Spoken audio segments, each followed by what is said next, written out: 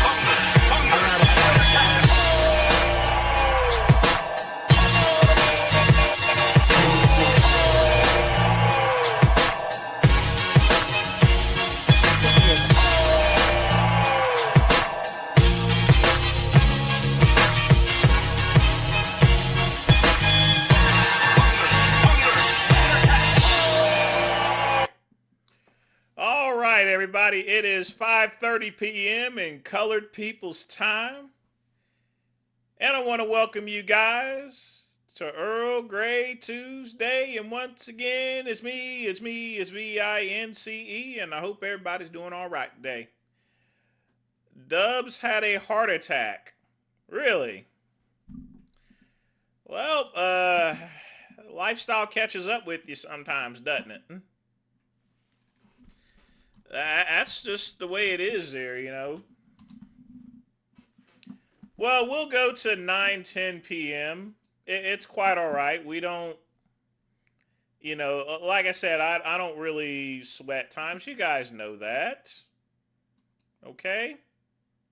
So we'll go to 7:10 p.m. I might go later than that. Who knows? It just really depends. Now, we got a new John Bravo video. Stefano's still going crazy. Looks like he's gotten into it again with Dr. Paul Saladino. And the beatings are still continuing until morale improves. They've not found Savannah Guthrie's mama. I would doubt at this point in time they're going to find her alive. She's probably dead. Ransom has passed if it was legitimate, you know. But very sad situation with her. How you guys doing there? Oh, as far as work is concerned, that kind of sucked. But I can't really deal with that. You got a sense of the message? That's good. I got sent this other video. I don't have that much stuff posted as far as videos to review. I only have 4 videos right now. I don't know where everyone else's video's at. I know Pugman sent me some stuff. So I'll check that out in a sec.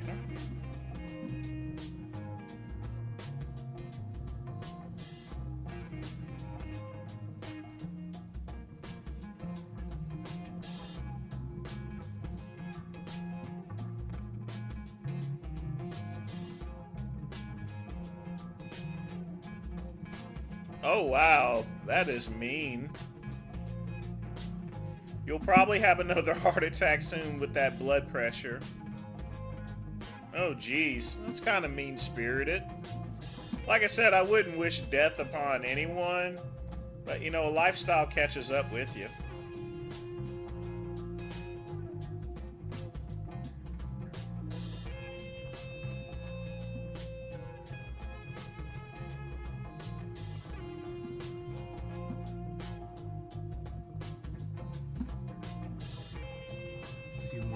are. I already had a fucking heart attack, you motherfuckers, dude. These are facts. Prove me wrong. Let's see here. I want to make sure he ain't cursing. Okay, he ain't cursing. Maybe this is legitimate here. Let's see. We're not gonna let you guys try to fuck with me in my life even more than you are. I already had a fucking heart attack, you motherfuckers, dude. These are facts. Prove me wrong. You can't, though. You never have and you never fucking will. Oh, he's already had a heart attack. You know, he ain't that old. He's a lot younger than I am. And having a heart attack at that age, that's not good. It really isn't. But that's slim for you. I don't think it's because of stress. I just think that he's a little bit corpulent in the front. You guys have seen his front belly. It ain't that good. But tonight, I got coffee and chicory. Of course, I got my little weenie smoke, and I got my water cup. Given to be my good friend Pugman. Y'all be sure to thank Pugman. Blood pressure 204 over 132. How is he still alive there, Ryan? Can you actually live with that blood pressure? Jeez. You need to cut down on that weight.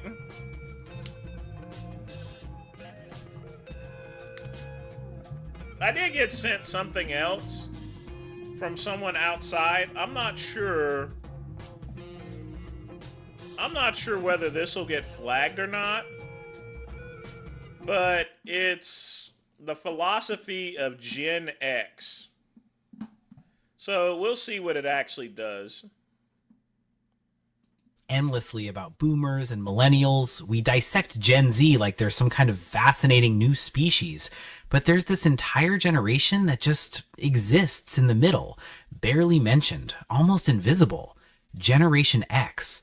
Born roughly between 1965 and 1980, they're your older coworkers who never complain, your parents who seem oddly detached sometimes, the people who built the internet but don't post about their breakfast. And here's what nobody tells you. Their psychology is probably the most misunderstood of any living generation. That is pretty true. I mean, we are the latch kid generation. We're the slacker generation, the Kurt Cobain generation, the freestyle there, you know. It's the way we are. We're the first generation of latchkey kids on a massive scale. Picture this. It's 1978, you're 8 years old, and you come home to an empty house because both your parents are working. No smartphone, no Ring cameras, no way for anyone to check if you're okay. You let yourself in, make yourself a snack, do your homework alone, and wait. A study published in the American Journal of Orthopsychiatry found that by 1984, approximately 7 million children between ages 5 and 13 were regularly unsupervised after school. And basically, folks, a latchkey kid, you know. So when it came to my house key, my mama tied a house key around my neck and my brother's neck in order to get in. That's where... So I wore my house key like a freaking necklace. Okay? And if I had lost that key, I would have to run around for at least an hour or two outside, whether it's raining or not, until mama came home. So... definitely held on to that key, that's for sure. That's an entire generation learning that you can't always count on someone being there. That empty house did more than make them self-reliant. It drilled in the idea that actions have real consequences, ones you can't talk your way out of. When their parents finally showed up, you always knew where you stood. The rules hit hard and fast. Nobody cared about how you felt or wanted to talk about it. Step out of line and you paid for it right then and there.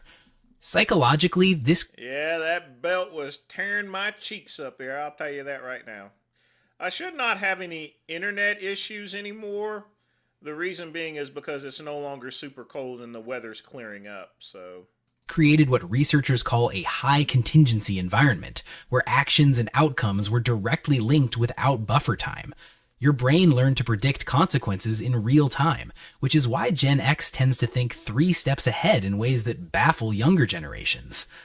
Gen X grew up watching their parents talk a big game about stability, then turn around and rack up divorce rates through the 70s and 80s.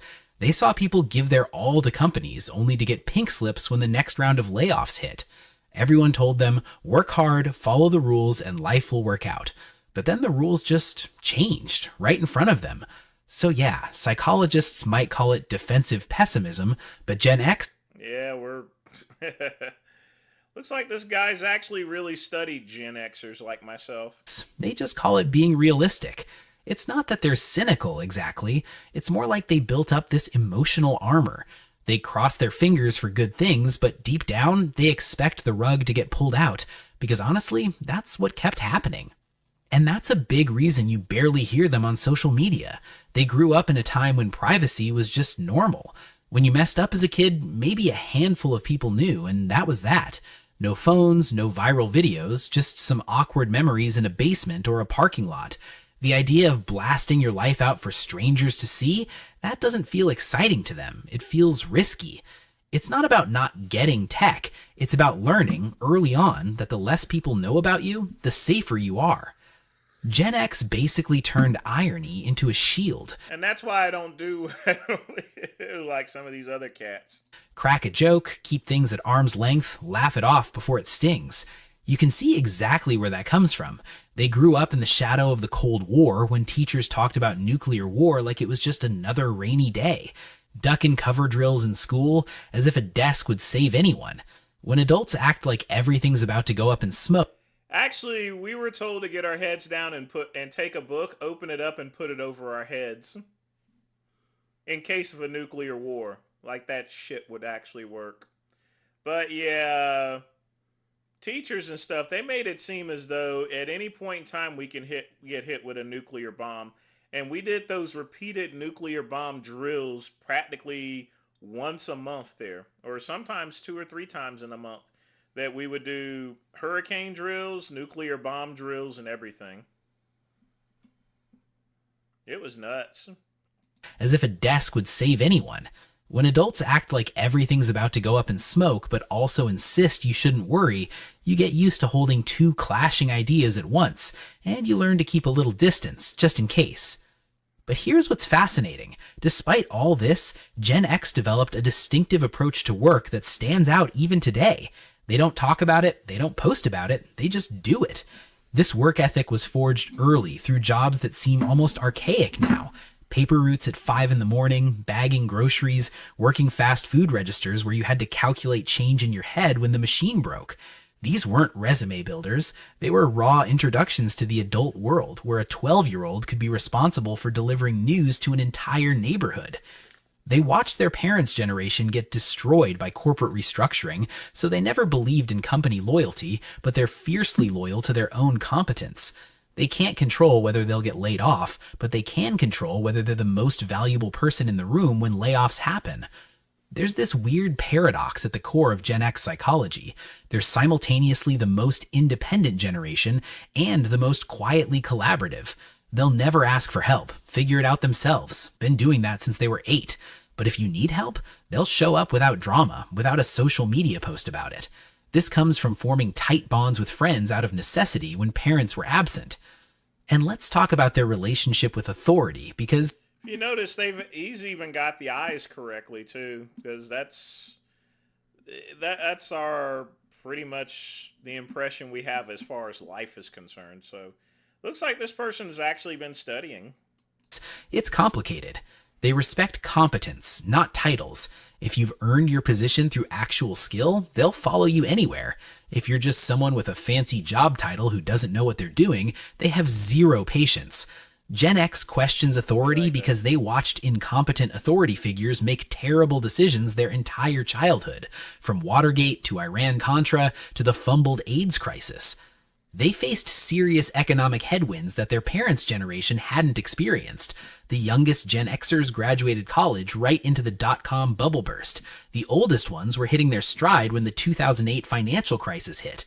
They've been economically traumatized repeatedly, which is why they're more likely to have multiple income streams. Not because they're entrepreneurial by nature, but because they've learned that nothing lasts. Gen X tends to struggle with what some researchers have identified as patterns of self-reliance that border on anxiety. They're incredibly capable at handling crisis situations, but that capability often comes from an unwillingness to depend on others. Research in the Journal of Adult Development shows that Gen Xers report lower levels of seeking social support during stressful periods, not because they don't have people they could ask, but because asking feels like admitting defeat. This That's about right. self-reliance extended to how they processed information. Before the internet, knowledge had a different kind of weight. Gen X spent hours in libraries, hunting through card catalog drawers for a single book that might contain the answer they needed. Information had a physical cost. It required effort and time, and because of that, they valued what they learned differently. Cognitive psychologists describe this. Yeah, folks, I guess you guys have never heard of the card catalog system. So everything's now digitized where you can go on a computer and look for something. But, in class they had to teach you how to use the card catalog system. So let's say if your card has, and it comes, the first letters in a card catalog system is F and NF. F is for fiction, NF is nonfiction. And then it goes by 100s, 200s, 300s. And usually I spent most of my time in NF 600, which is for electronics and computers and shit. That was usually in the 600 section, so. And then, of course, if I needed to look at a paper, I would use something called microfiche. As deeper encoding, where information that requires effort to obtain becomes more permanently integrated into memory. And even to this day, I still use that shit. They learned to fix things with their hands because that's what you did when your bike chain slipped or the TV flickered. You didn't call a technician, you flipped the bike upside down, got grease on your hands, and figured it out. This built a mechanical intuition, a belief that with enough patience and a screwdriver, you could master the physical world.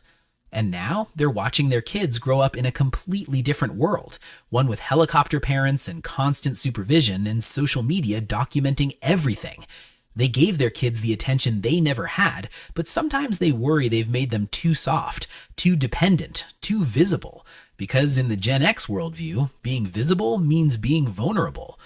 The truth is, Generation X might be the last generation that truly understands what it means to be alone with your thoughts, to be bored, to solve problems without Googling the answer. They're not better than other generations, just different, shaped by we are better. A unique moment in history when the old world was dying and the new one hadn't quite been born. They're the bridge generation, and bridges don't get much attention. They're just there, doing the work, holding things together, expecting nothing in return. And maybe that's the most Gen X thing of all, not caring if anyone notices. If this hit home for you... This guy's pretty good. That's actually a good documentary.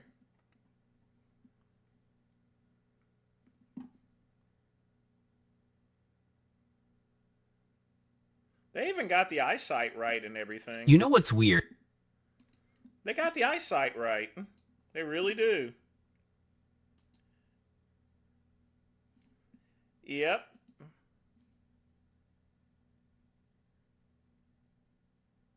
That's pretty awesome right there, folks. I'll have to check out more of his videos. But this guy obviously does... Whoa. This guy makes a lot of money on this channel. And, maybe I need to start doing some of that shit. But, folks, get your questions in. We'll start videos at 6:10. Your brother was born in 75?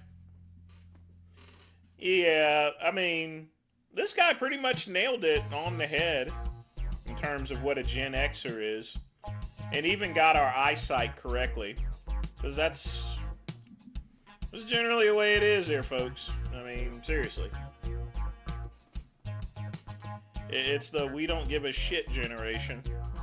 We don't care if you notice.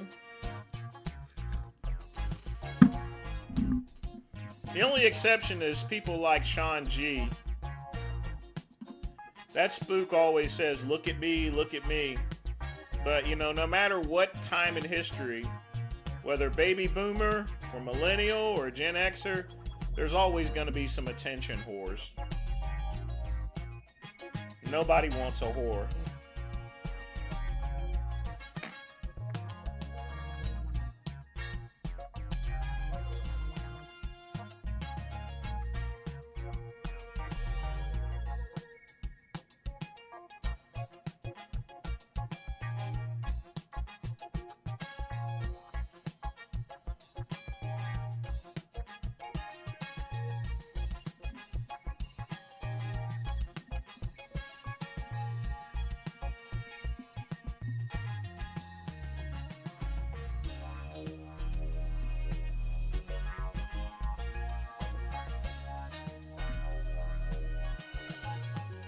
Oh, yeah.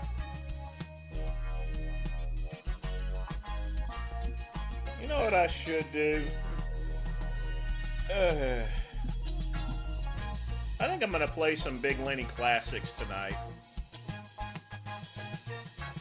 Couple Del Rey Misfit stuff.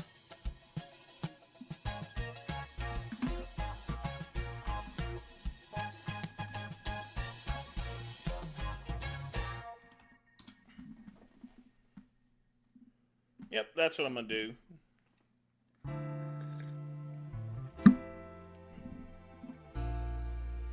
But before we do anything, let's get rid of these Tefano shorts.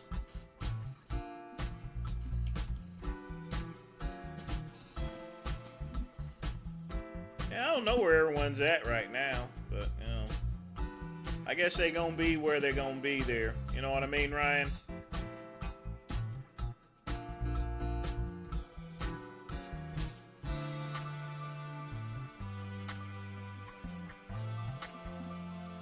Whoa, look at all these videos.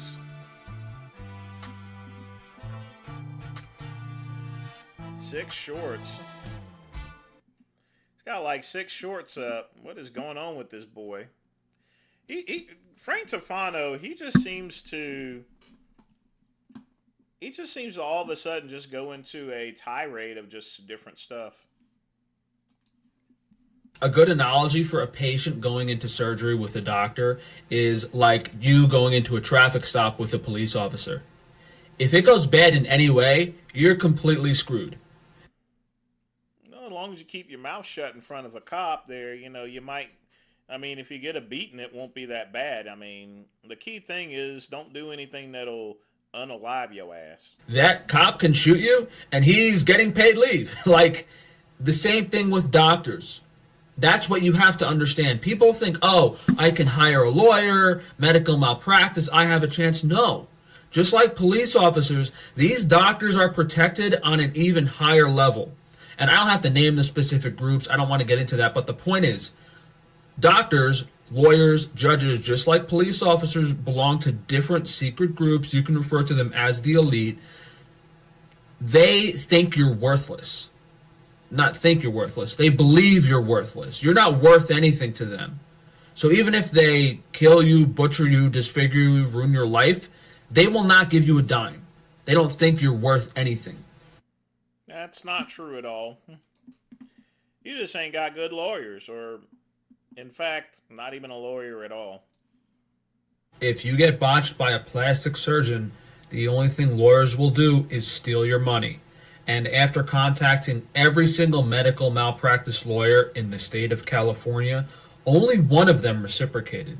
And he just took a few $1,000s, got a doctor to write me an opinion, where the doctor misspelled my name and gave me some false BS. But the point is, all of these doctors and lawyers are in cahoots with each other. And the only scenario they are going to help you is where they're pretending to and just stealing your money. The only way you can legitimately participate against a doctor that botched you is to file pro se yourself, in which then the court is probably just going to jerk you around and dismiss your case and make everything very difficult. The only real solution is to make it as public as possible and getting people to stop doing business with these plastic surgeons until the system fixes itself. He goes and decides he wants to put the name of the lawyer up there. He's basically accusing him of stealing, from what it looks like.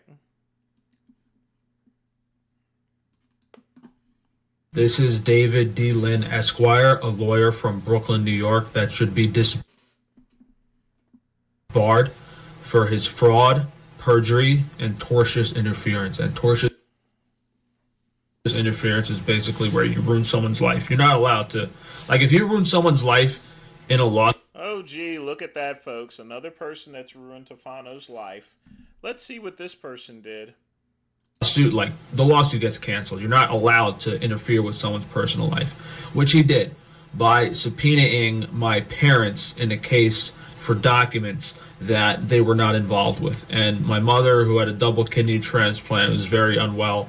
My father, who wasn't mentally well either. You know, this court involvement caused an immense amount of physical and emotional stress on them, ultimately leading to me being kicked out of my childhood home, and I haven't spoken to my parents since this happened years ago.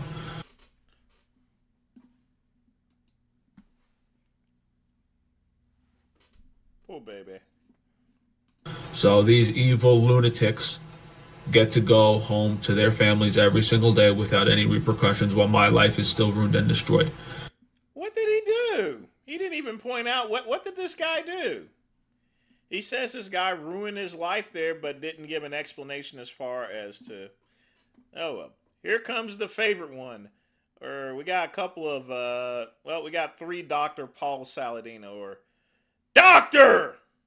Paul Saladino. And I like saying the word doctor loud because Tefano refuses to acknowledge him as being a doctor. So here we go. Some of you may know Paul Saladino as a nutrition influencer, but this man is pure evil and has destroyed my life over these past 6 years. He got my business in New York shut down. He got... Well, of course, you said that he was raping young boys in Africa and stuff. I mean, seriously. You called him a PDF. Me kicked out of my lifelong childhood home. I live with my parents since I was almost 30. He literally got me kicked out of my house. And he... Whoa, hold on a minute. 30. He literally got me kicked out of my house. He kicked out of my... Did he say that he lived at his home by 30? New York shut down. He got me kicked out of my lifelong childhood home. I live with my parents since I was almost 30. Folks, if you're almost 30 and you're still in your parents' house, you gotta move. See, in the Goodrum family, once you turn 18, you gotta get the fuck out, you know? And you don't get to come back neither, you know? You got to stay in your childhood home until 30? Dang, you could have saved up a whole bunch of money. Man, that's pretty sweet there. You know, a lot of people, I mean, I definitely get some parents letting them stay up until 25 whenever they graduate from college and everything. And then that way they can save up money. But I'm like, dang, that's insane. Literally got me kicked out of my house. And he continues to target and harass me through this corrupt court system for these past 5 years. And one of the most selfish and degrading things he might have done is attempting to steal $30,000 from blind and disabled individuals. So I took out a line of credit to donate money to blind and disabled people. And less than a week later, his lawyer wrote a letter to the court explaining, oh, Frank has enough money to donate to blind and disabled people, so it should actually go to Paul. It's Paul's money, which is absolute insanity considering the case hasn't even been decided yet. And Matt, the case has already been decided. You just keep continuing appeals. You lost, all right? Like, what is wrong with in this guy's head that he thinks that's an okay thing to do? Seeing someone trying to help people, something that he has never done in his life, and then going to say, oh, that's my money. You can tell there's something wrong in this guy's head. And you can kind of tell by looking at him. He's a pure, evil, sociopath, psychopath, whatever you want to call it. Some of you may.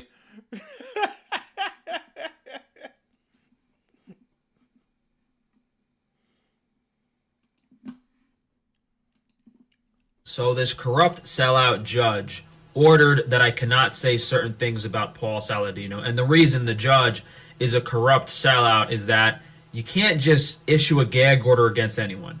They have to be found guilty of a crime, which I have not, or it has to compromise the case, which it doesn't because it's already in default. So the judge should not have been able to order this, but he did anyway, because judges do what they want, they think they're God, and they never suffer any repercussions for their actions.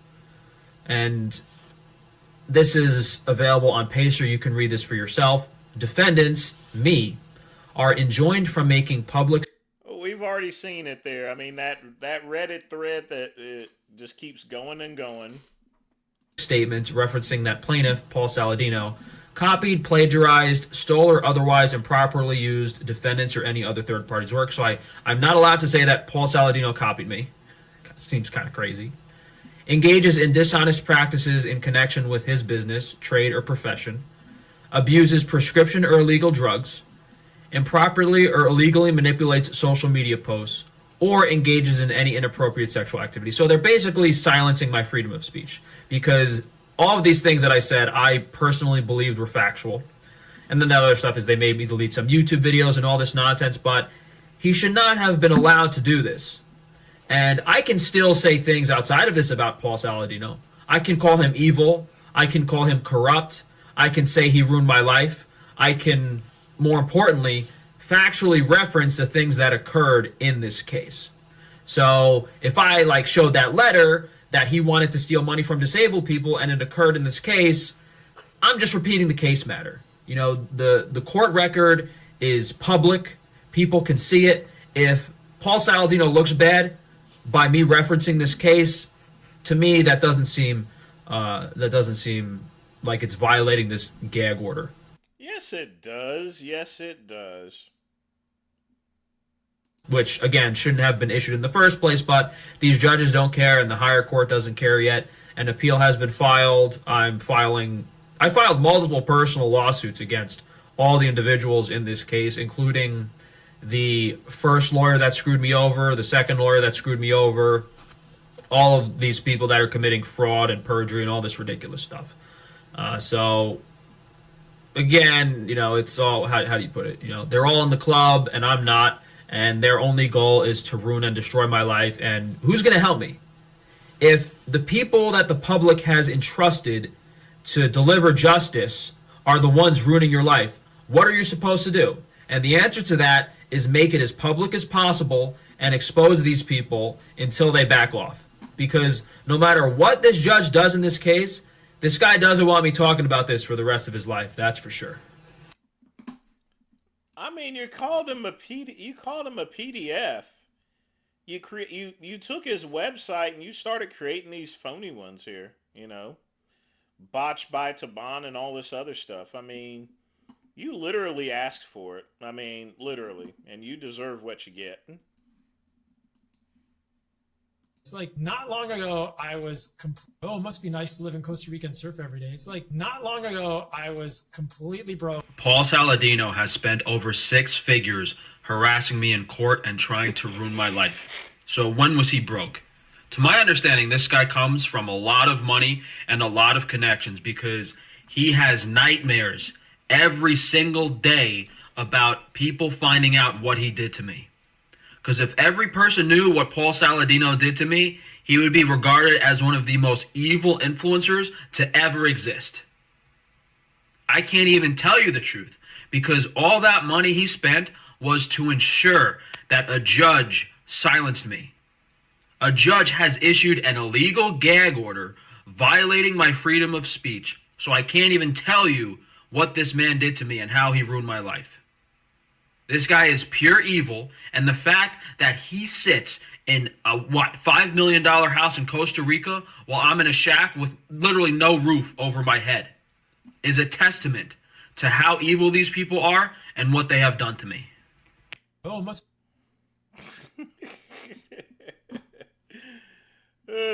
boy. You gotta love Paul Saladino. I mean, you really do.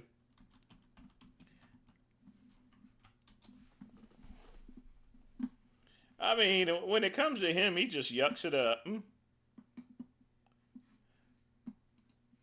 1 million subscribers. I basically still eat an animal-based diet. It's meat, it's organs, it's fruit, it's honey, it's raw dairy. Tweak some things.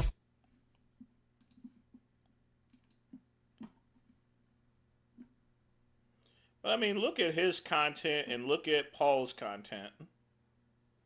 You see, this is the content that he should have, that Tefano should have stuck with. 1.5 years on the animal-based diet. Here's what happened. I put my Crohn's disease into remission without the help of any doctors. I ate nothing but meat, eggs, fruit, and fermented foods. No cheat meals. My inflammation went from 70 times higher than what it should be to perfect within a few months. 75 to 0.4 for his HSCRP. No more psoriasis, low energy, anxiety, or brain fog. I fixed my issues with ADHD, low iron, and testosterone. My doctor said I need surgery and medication for the rest of my life, so I never went back, he says, and now I'm healthy, happy, and medication-free. Your doctor won't tell you that the chronic disease you're suffering from, eczema, psoriasis, inflammatory bowel disease, depression, whatever, is more than likely related to the junk food, the bullshit you're eating. Fix your diet, eat food for humans, eat high-quality food, eat meat, plant foods. You can reverse these diseases. This is incredible. Somebody says, after 9 months, my multiple sclerosis symptoms were totally gone. 10 out of the 10 lesions on my brain and spinal cord vanished. Multiple sclerosis is I'd be careful in promoting that there, Paul. Or excuse me, Dr. Saladino. I'd be very careful in promoting that.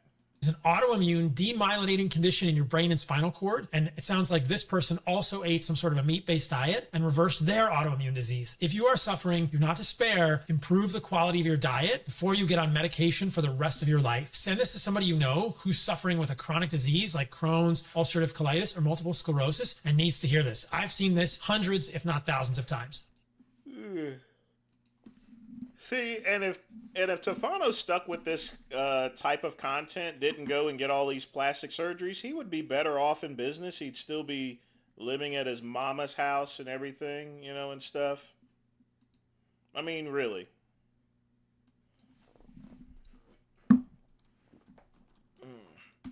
All right, folks, now for the feature presentation. We got to talk about clavicle or clavicular or, you know, soup of the day, folks. Soup of the day.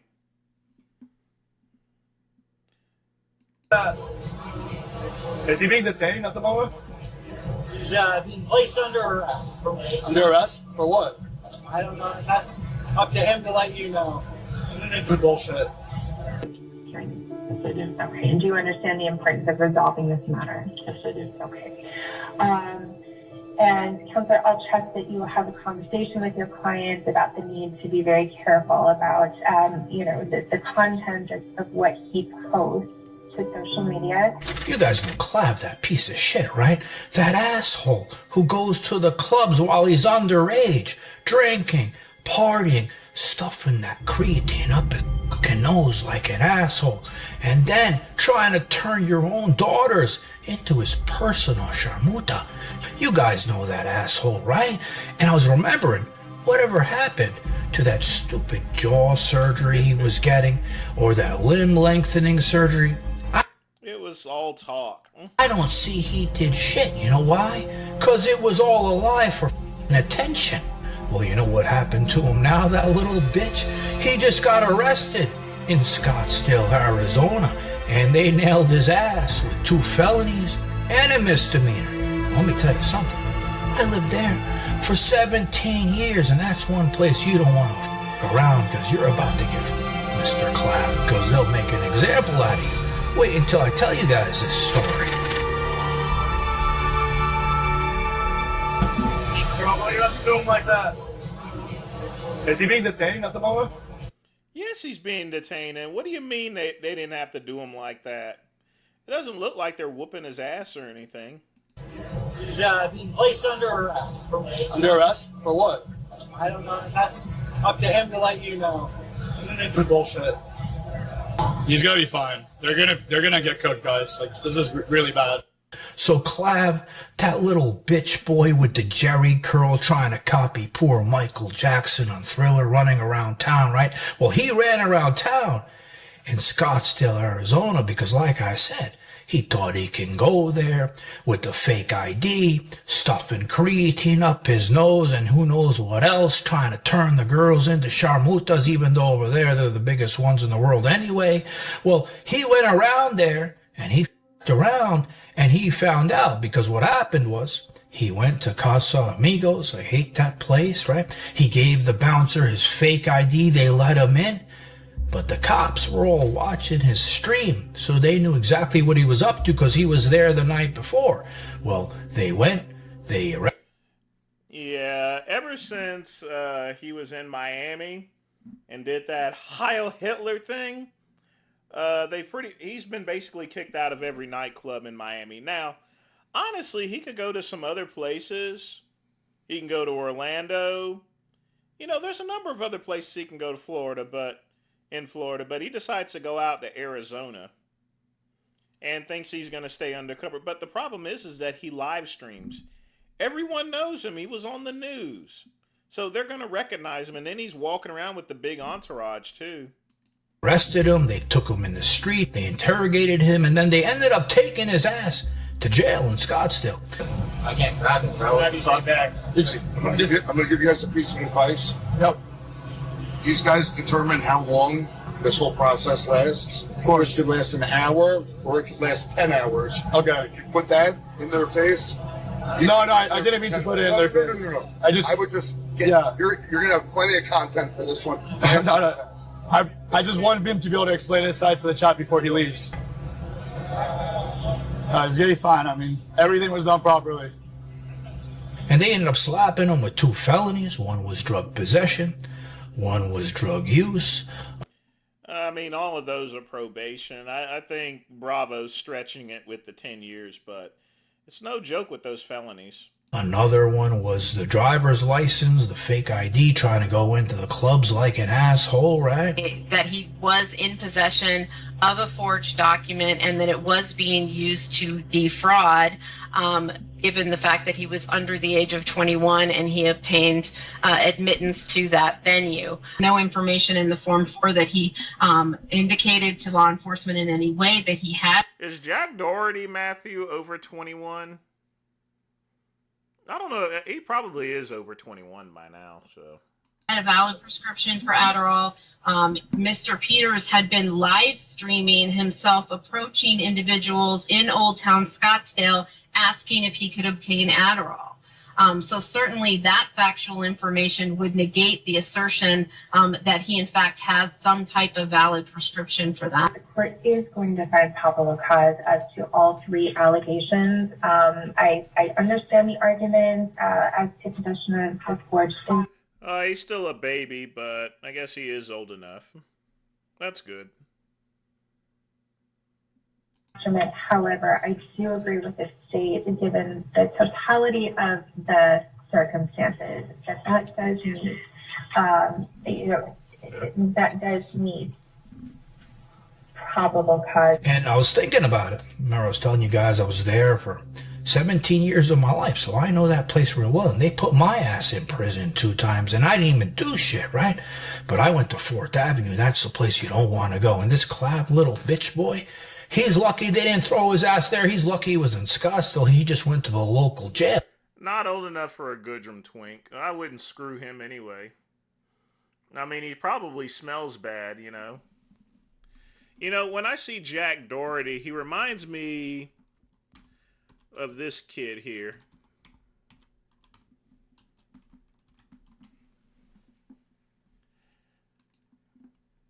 You know, when I see Jack Doherty, he reminds me of this kid from Recess here. You remember this guy, don't you?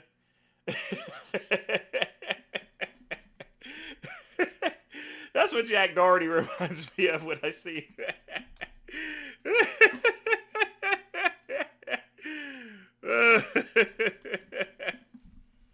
That's what I think when I see Jack Doherty. I mean, I'm going to be honest with you. You know, Recess was actually a pretty good show. But that's what I think of. Just a smelly kid, you know, who picks his nose and everything. That right there is Jack Doherty to a T right there, you know.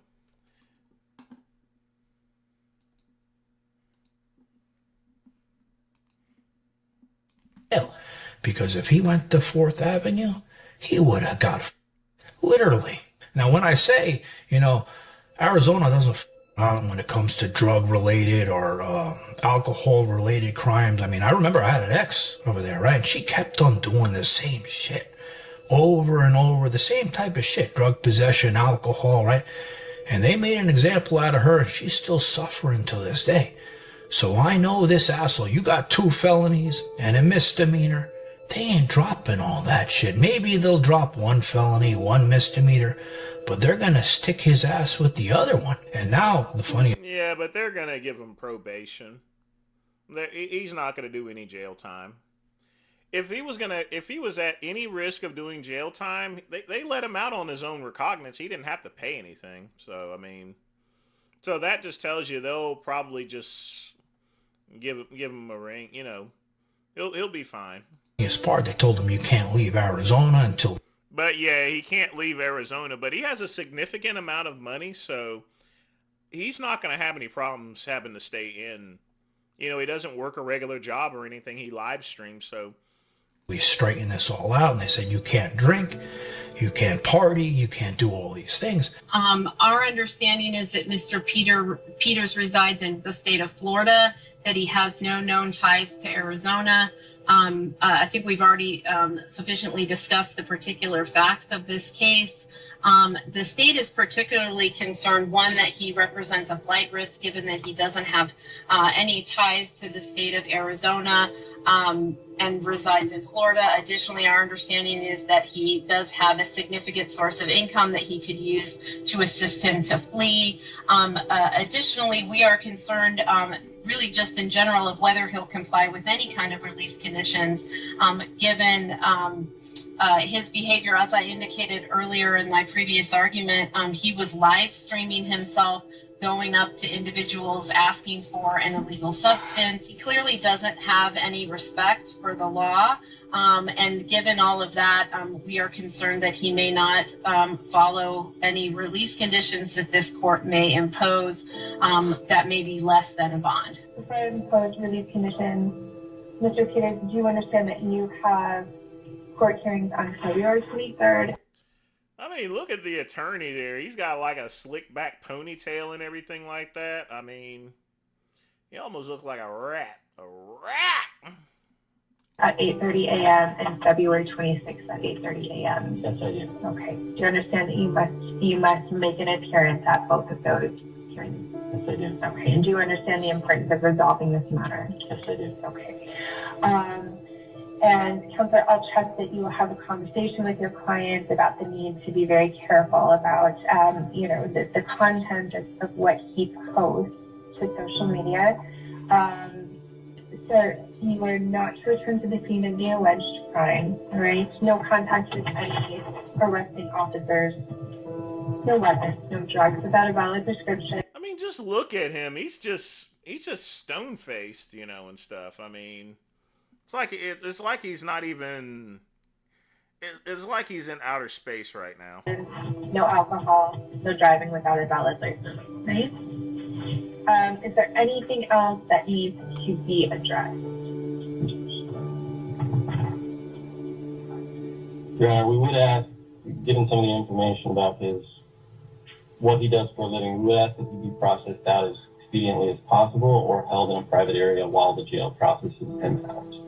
And I will leave that up to MCSO. Okay, thank you. This matter is considered. All right. And I'm sitting there and I'm thinking, this asshole, right? What does he do on his streams? All he does is party, drink, right? Find sharmutas. He's already kicked out of Miami. He can't even go to any clubs in Miami. That's why he's in Arizona. Because remember, he did that whole stunt with Andrew Tate and the fuck boys with that Hitler shit, right? Well, he got kicked out of Miami, so he thought he could tour the world and fuck around in other cities. But this one... He can tour the world. It's just that Arizona, you know, Arizona, they don't play around. He should have gone to some bumfuck place here. They wouldn't have said anything. Because of the conditions of his release, they told him he can't drink, he can't party, he can't do all this shit. And I know from my past experience with my ex-girlfriends, right? They random drug test your ass. They'll show up no matter where you are and randomly drug test you. If you fail one of those, they're throwing your ass not in jail, but in prison. So, like I said, all his content is based upon doing this bullshit. And now we're gonna see. Can this asshole do anything when he's not under the influence or when he's not on drugs? That's going to be the test. So now let's see what's going to happen to this piece of shit when he can't do the things he wants to do no more. I know you guys are probably wanting me to jump on like I usually do and, you know, talk Just a regular Patrick Bateman, literally. freely about sort of my experiences, what happened, but unfortunately not this time. So unfortunately I will not really be able to say much. We're out, spent the night in jail. You guys probably saw the charges, probably saw the mugshot, but besides that, I have no updates other than what's publicly available to you guys. So I'm not gonna be able to do my usual shit, you know, so it is what it is, right? So no more craziness for a little while, so we'll have to figure it out, but it is what it is. A lot of people hating. And babe, you know this new studio move? Do you know what kind of a pain in the ass this is? I haven't been able to film a video for days. But you know what else I've been doing for days? Remember this top T shit? Well, it's some crazy shit. Wait until I show you later what it's doing to me. I'm gonna turn you into my sharmuta.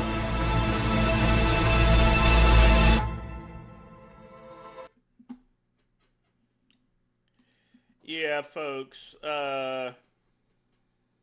he's probably going to end up with probation, but I somewhat feel kind of sorry for him, though, you know, is that all he really has in life is partying and stuff like that. I mean, it's just a symptom of having too much money. He's just bored and trying to find things to do, and I guess he found something to do, and that was go to jail. But he's not going to prison. He's going to do probation. One thing we've not heard about is, you know, that spook that he ran over with his vehicle. You know, I don't know what's going on with that. It looks like it seems to have gone away, but you know, that might pop up if he's going to get charged or go to prison for anything. It's going to be for running over that guy. So, but we shall see. We shall see. All right, so let's see what we got today into the video bucket. Yeah, that's Jack Doherty, all right. TJ. Recess was a pretty cool show. I liked it. You know, I was an adult when I watched it, but it was still a pretty good show. Let him stay. No, he ain't staying with me. No. He's not staying with me whatsoever. That's just not gonna happen. That is a definite no. Get that javelin where y'all see it, man. The designer hoodie, extra heavy. Get at me. Let me see here. Boom, boom. We got some people backstage. Let me bring them up. You lost, get over it. What's your name? Where you calling from, man? Hey, so what do you have to say about No, do that. Ask, what's your name and where you calling from first? Then we'll get to what you want to talk about. All right. Select it. Why he got the Hey, quit muting me. Quit censoring me. What is your name and where you calling from? My name is Joshua. In the book of Joshua, we led the Israelites to the promised land. Did we not? First of all, before we do any, Oh God, oh mercy! It's one of those black Israelite people. Those are the worst type of spooks you got to deal with. anything, Did we not? before we do anything, Hey, look, hey, did we not? listen, I want all the white people to know that this is your white representative, and he's coming up here to represent white people in a terrible way. I'm asking, what is his name? Joshua led the Israelites to the promised land. That's fine, Joshua, but where are you calling from? Why do you need to know where I'm from? If you watch the CBP, if you watch the show, From the kingdom of God. Okay, Joshua from the kingdom of God. We know that you're a devil because you sure are a liar. We know that but my wife is Muslim and she chose me. I got you. Your wife is Muslim. What the fuck does your wife being Muslim got to do with anything? We don't care about Muslim. I don't even know who these moon crickets are. There, I mean, they sound like some black Israelites here, and I especially despise those type of people there, Ryan. The reason why your race got conquered by the white man, bro, because you guys are too weak. Hold on, you got to put your camera on. You're too weak, bro. You're too weak. Put your camera on. There's a reason why. There's a reason why the white man put y'all in chains. Because you're too weak. I'm gonna have to drop you. I'm gonna have to drop you if you don't put your camera on. Just put your camera. My camera is on. No, it's not. Dumb. Are you watching the stream? Are you watching the stream? Do you see that your camera's on? Well, that actually ass Snoop Dogg cousin motherfucker looking like definitely ain't me. Are you so white and stupid? Wait a minute, is that a picture of Dubs? That's a picture of Dubs right there. Who is this?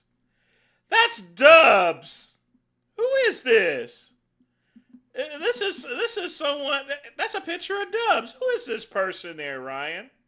Are you white and stupid? You don't realize that your camera's not on? Hey, am I stupid or are you stupid for your people being in chains and not mine? You don't know that your camera's not on. Put your camera on. I do know my camera's on. Why do? That is Dubs. Look, you lost. Get over it. That has to be a Dubs troll. White people dwell in homosexuality. Like, is it homosexuality? Hey, so you don't have a white boss? You're the company you work for, you don't have a white boss? You're so homosexual. You want to put your profile picture as your nipple for every. No, I'm making fun of a different individual. No, you're not trying to come up on here. No, you are homosexual. That's what you are. That's why you don't want to share your screen, because you don't want the world to see the face of a true red-blooded patriot white man, homosexual. Hey, guess what you are, want the world to see. Guess what you are, though. It doesn't matter. You're a nigger. You are homosexual. You're a nigger. Put your camera on and stop showing that nasty. You're that nasty white whatever the hell You're it is. a fucking nigger. How does it feel? How does it feel knowing that you guys got conquered by white men? Let me ask you this: how does it feel to know you have a small penis? Hey, how does that feel? All I know is a black Muslim lady chose me to marry her. But your penis cannot satisfy. This is definitely a Dubs troll. Hey, how bad does that hurt? Hey, it don't matter how big your dick is. Them chains around your ancestors' neck will never get smaller. Can you tell me how I feel though? That chain hurts. Now you tell me how I have a small penis. The chain hurt your ancestors. The chain don't hurt me, y'all. Listen. This is why you were conquered. This is why you were conquered and sold by your own people. Listen, you guys are fucking retarded. First of all, we weren't sold by our own people. Dumb. Yeah, you were. If you learn, you're a retard. In school, you would learn that Africans sold Israelites into slavery. Stupid. And exactly. This is what you should learn. Yeah, the Africans sold blacks into slavery. No, I said Israelites into slavery. Dumb, not blacks into slavery. Israelites. Hey, so where you work, you don't have a white boss? Black people. So where you work, you don't have a white boss? Because I know where you work. I'll answer that. I know where you work. So where you work, you don't have a white boss? You do. You don't know where I work because if you knew where I work, you know that my exactly. Boss is you not don't work, you fucking lame. My boss is not white at all. But I know because you don't work. But you don't work. Don't know anything. You don't work. Africans did not sell Africans into slavery. Africans sold Israelites into slavery. Snoop Dogg / Stephon Diggs. Just be quiet. We'll get to you in a minute. Hey, Snoop Dogg / Stephon Diggs. We'll get to you in a minute. Listen, I'll put a bit of time on the show. Snoop Dogg with the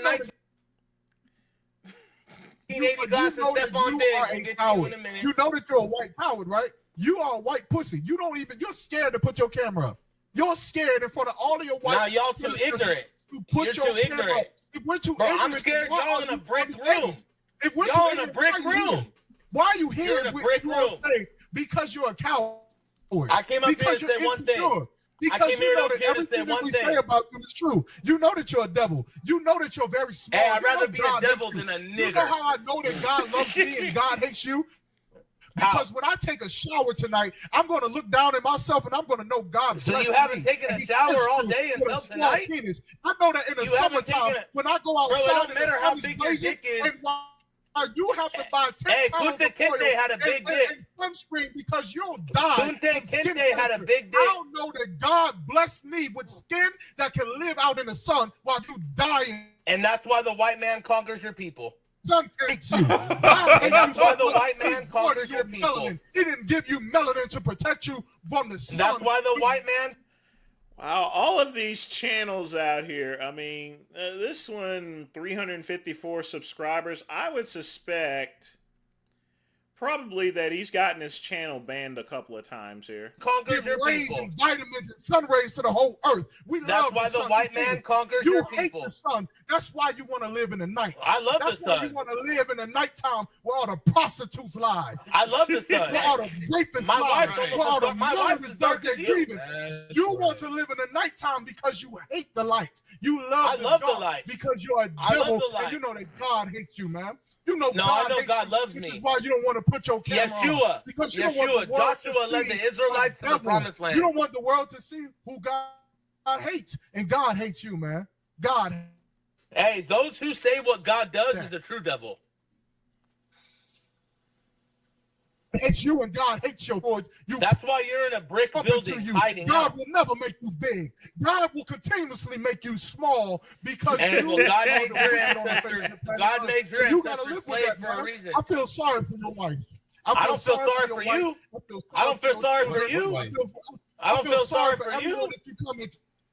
I don't feel sorry. Hey, you're the one going live giving white people the power. You're the one going live talking about white devils every single fucking weekend, giving us power. You're showcasing you fucking retarded ass motherfucker. How homosexual can you be? We know about your history, You're the only white one man. talking about homosexuals. I've never seen a woman on your podcast. The English settlers, the history of the.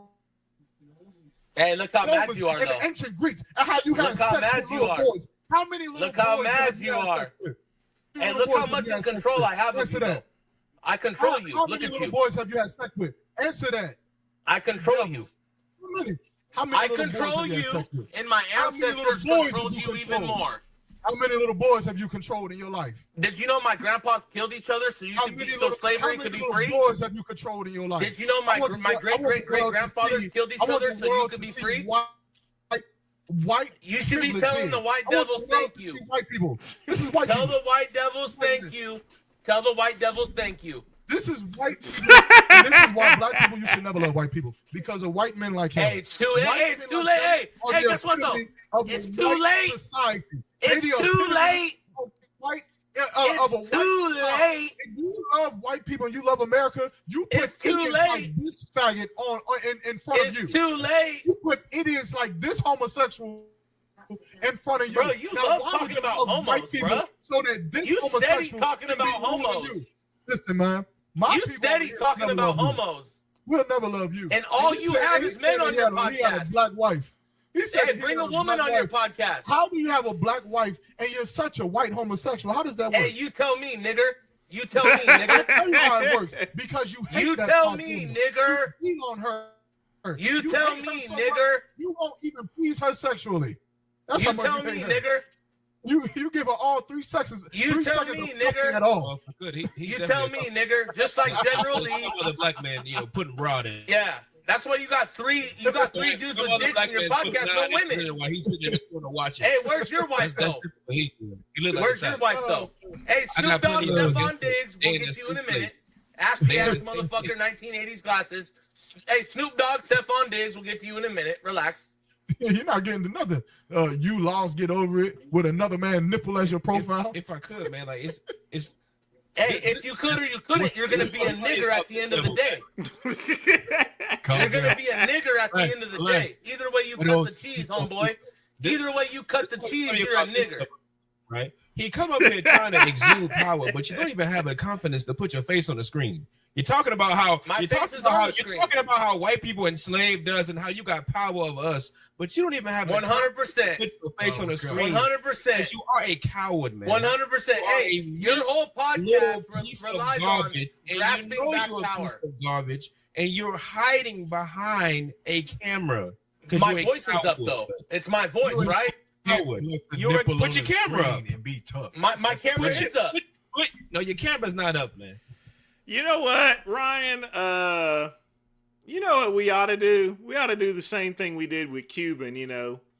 Get Dubs started. Someone pass along that they said something about him, and just get him wound up there like a. I think that would be a pretty good idea. I mean, you already got a Dubs troll, so. Ooh, even better idea. I should tell him who that actually is. So your camera's not up. Where's all the women? Is a picture of you guys are not homos. Where's all the women? A naked piece of chicken, a raw piece of chicken is on my screen right now.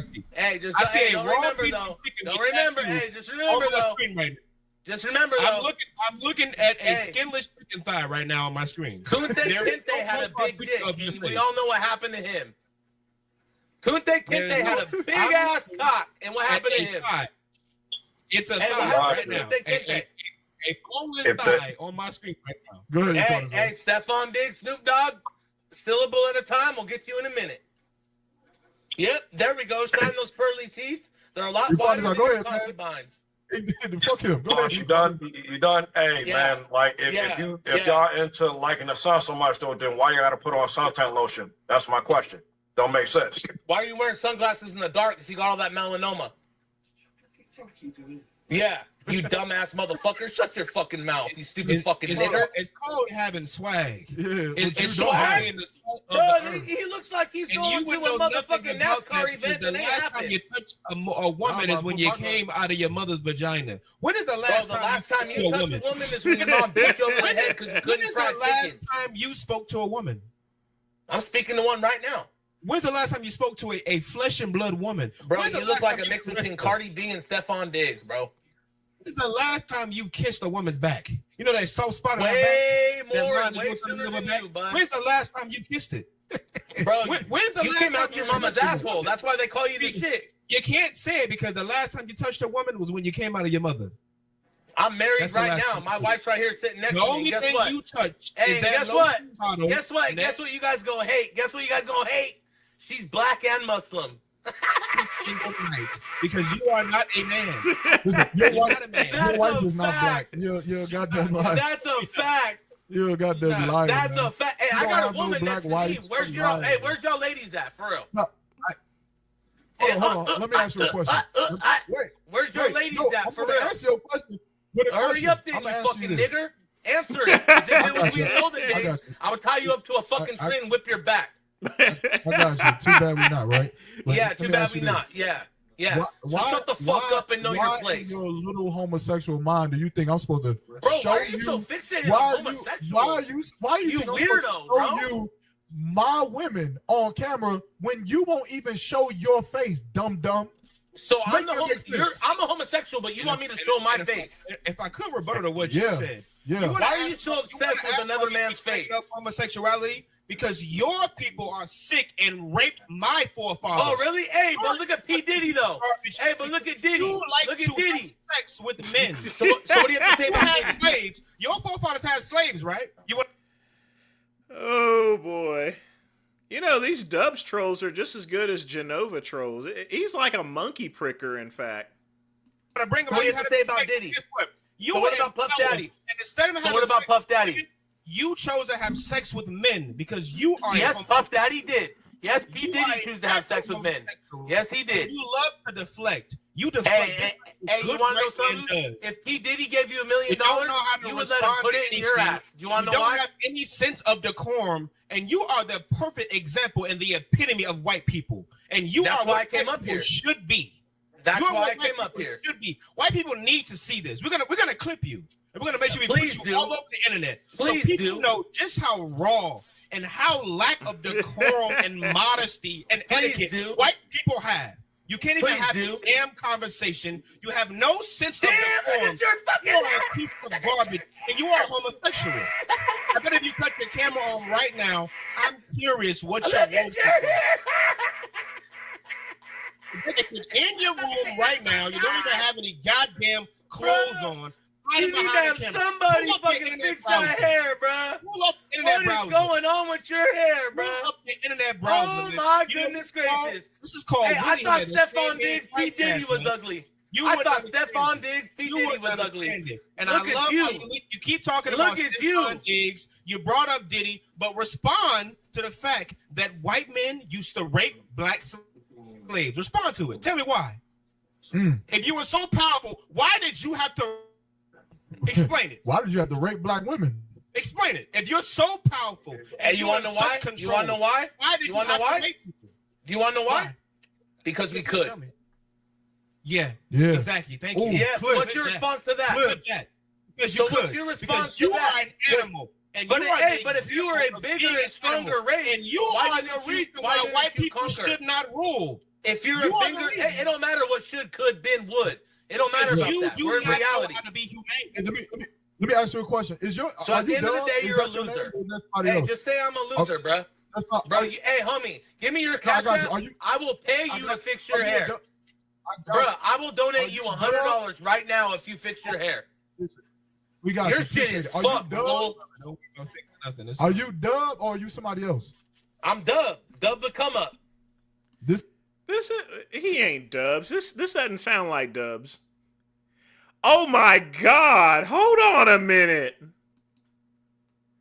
He's impersonating Dubs just to get them started with it. Ryan.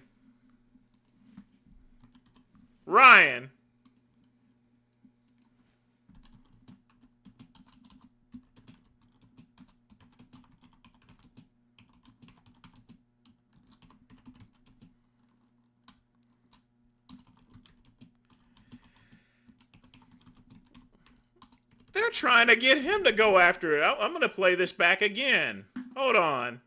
So what do you have to say about Diddy? Slaves. Your forefathers had slaves, right? You want to bring them? What do you have to say about Diddy? So what about Puff Daddy? So what about Puff Daddy? You chose to have sex with men because you are. Yes, Puff Daddy did. Yes, P Diddy chose to have sex with men. Yes, he did. You love to deflect. You deflect. Hey, you want to know something? If P Diddy gave you $1 million, you would let him put it in your ass. You want to know why? You don't have any sense of decorum, and you are the perfect example and the epitome of white people. And you That's are why what I came up here. Should be. That's why I came up here. Should be. White people need to see this. We're gonna clip you, and we're gonna make sure we put you all over the internet, so people know just how raw and how lack of decorum and modesty and etiquette white people have. You can't even have a damn conversation. You have no sense of decorum. You are a piece of garbage, and you are homosexual. I bet if you cut your camera on right now, I'm curious what your room in your room right now. You don't even have any goddamn clothes on. You need to have somebody fucking fix that hair, bro. What is going on with your hair, bro? Internet browser. Oh my goodness gracious! This is called. Hey, I thought Stephon Diggs, P Diddy was ugly. I thought Stephon Diggs, P Diddy was ugly. And I love how you keep talking about Stephon Diggs. You brought up Diddy, but respond to the fact that white men used to rape black slaves. Respond to it. Tell me why. If you were so powerful, why did you have to? Explain it. Why did you have to rape black women? Explain it. If you're so powerful, and you want to know why? You want to know why? You want to know why? Do you want to know why? Because we could. Yeah. Exactly. Thank you. Yeah. What's your response to that? So what's your response to that? You are an animal. But if you were a bigger and stronger race, and you are the reason why white people should not rule. If you're a bigger, it don't matter what should, could, been, would. It don't matter about that. We're in reality. To be humane. Let me ask you a question. So at the end of the day, you're a loser. Hey, just say I'm a loser, bro. Bro, hey, homie, give me your cash app. I will pay you to fix your hair. Bro, I will donate you $100 right now if you fix your hair. Your shit is fucked, bro. Are you Dub or are you somebody else? I'm Dub. Dub the come up. This is Dub. I've been waiting on you, man. Here we go. So you mean to tell? Hold on 1 second. Hey, listen, I'm gonna be honest with you. Wait, Hey, Dub, why Step you on say Figs. that? Hey, step on Figs. I don't even do too much talking. Hey, chat. I'm disappointed in chat. I'm disappointed. Hey, bruh, where is that comb at, bruh? Bruh, I will literally donate money to your Cash App right now to fix that hair. Any decorum. What's your You Cash App, can't even sir? have intellectual conversations. You are a child. What's your And Cash the App, chat sir? spoke very highly of you. Like we could talk to Hey, you and have some they conversation. say that's not Dub. Oh, that's We not could. Dub. He- Hey, what's your Cash App, sir? What's your Cash App, sir? Okay. I'm sorry. What's your Cash App, sir? Take it back in chat. I'm sorry. What's your Cash App, sir? I will pay you to fix your hair. Does have decorum. Does What's know your how to Cash talk App? like someone who claims to be so damn powerful, but sounds like a damn peasant on this computer. I'll give you Cash App. You ready? Yeah, go ahead. It's CBP CBP nigger. 1969. Send it. Listen, I want all of y'all to realize that this is who y'all this is your king. This is who y'all hyped up to come up here and talk to us. Like he just made he is an embarrassment for white men. Matter of fact, I don't even think he's an embarrassment. I think he's Yeah, they're trying to get Dubs in trouble with this one here. So I don't know who that is, but yeah, they're trolling him hard. Looks like someone already beat us to the punch here. So, but I'm gonna go take a piss. I'm gonna be right back here. Okay. Need to get more water too while I'm at it.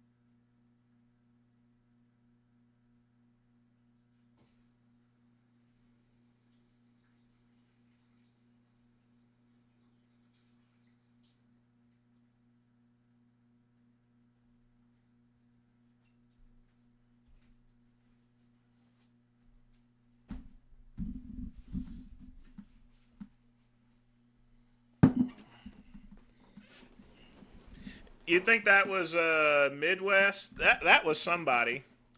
I mean, they're trying to get him in some trouble. I wonder where everyone's at here. Hang tight. Seems kind of quiet today for some odd reason. I don't think anyone's streaming right now. And that's kind of unusual. Normally, Vegan Gains would be streaming around this time as well as everybody else, but I mean, I guess that works out for me, I suppose, but, you know. Jeez.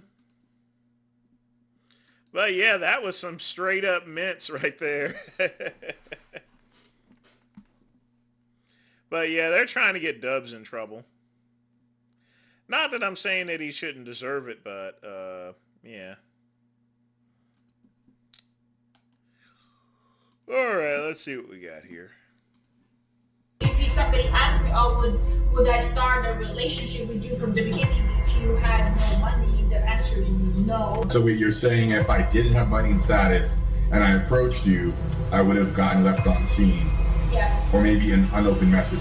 Yes. I You know, the talking and stuff is not even in order, so is he really saying... If somebody asked me, oh, would I start a relationship with you from the beginning if you had no money? The answer is no. So what you're saying, if I didn't have money and status and I approached you, I would have gotten left on scene? Yes. Or maybe an unopened message? Yes. My wife knows how to do jiu-jitsu. You know jiu-jitsu? Let's try it out, man.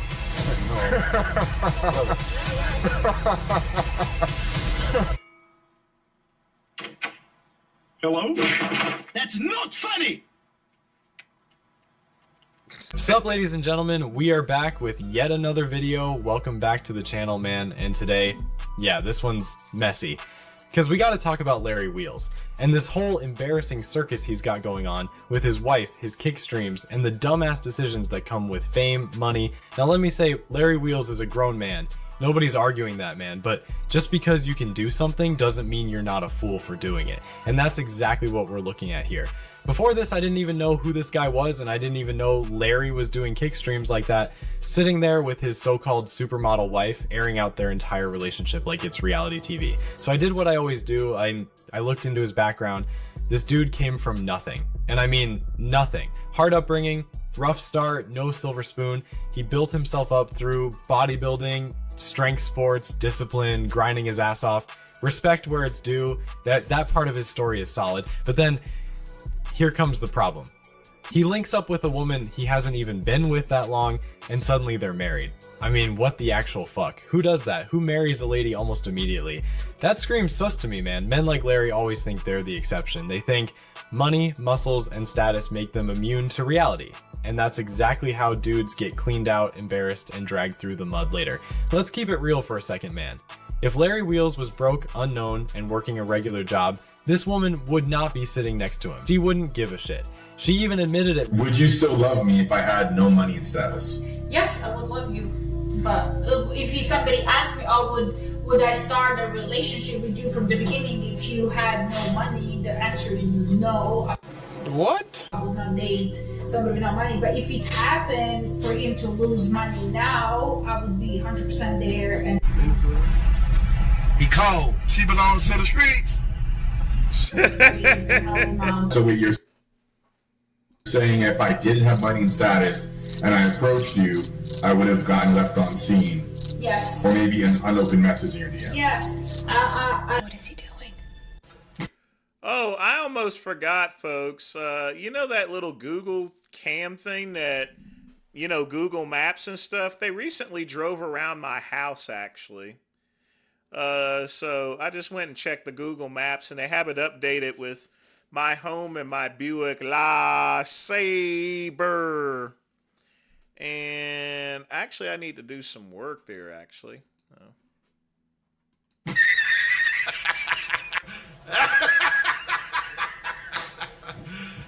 You serious? Man, she wouldn't even look his way. That's not hate, that's reality. Attraction doesn't exist in a vacuum. Money and status matter, especially when you're dealing with women who live online, stream, and thrive on attention. And speaking of attention, holy shit, man, guys, imagine being on a public... I don't think that's women. I think that's just that generation of people. I don't know. Stream with thousands of people watching, and your wife is casually talking about another man, a bigger celebrity, donating sperm because you're allegedly infertile. That's what pedestalizing a woman looks like. This is what happens when you worship women instead of vetting them, when you're so afraid of being seen as insecure. I'll come up there 10, but you know, we try to stream later for Team Rampage. I normally start my stream around by this time. That's why. I still went kind of early, 3 o'clock. Right now, yeah. We're on kick. And I've decided that I want to die. I mean, look at how she stares at him, man. Look at how she stares at Rampage Jackson. If my girl did this, I'm kicking her out straight up. I don't really see much of anything other than her smiling. I mean, has she really said anything about Rampage yet? I've not, you know. As men, we can't let this simp bullshit slide. We really can't. We have to call it out. This man is all muscle, and that's it. When you're a high-profile dude like Larry Wheels, you're not just some random guy joking with his girl off camera. You're a public figure. Everything is under a microscope. And when your wife is on stream joking about wanting another man's Coca-Cola, yeah, people are gonna talk. Especially when that man is Rampage Jackson, another... I mean, she probably is. I mean... Has there been actually any pursuit there? I mean, that's just a thing. Well-known figure.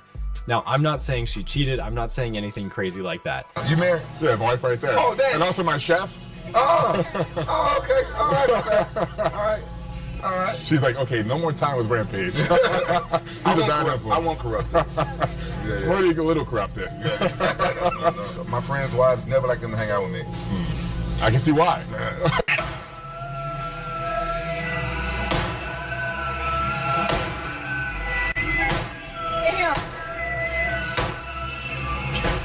Honestly, it's hard to feel bad for a man like this because at the end of the day, he's a grown-ass man and he should know better. I guess that huge head doesn't work after all. Anyway, man, thank you guys for watching. Just a quick vent, and I'll see you legends in the next one, man.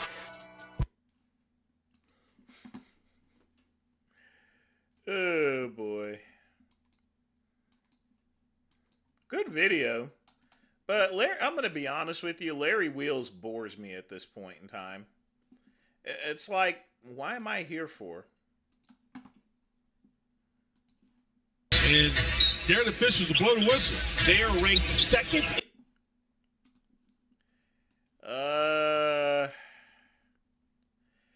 I am going to get super flagged for this, so let me just get to the fight section before it does that.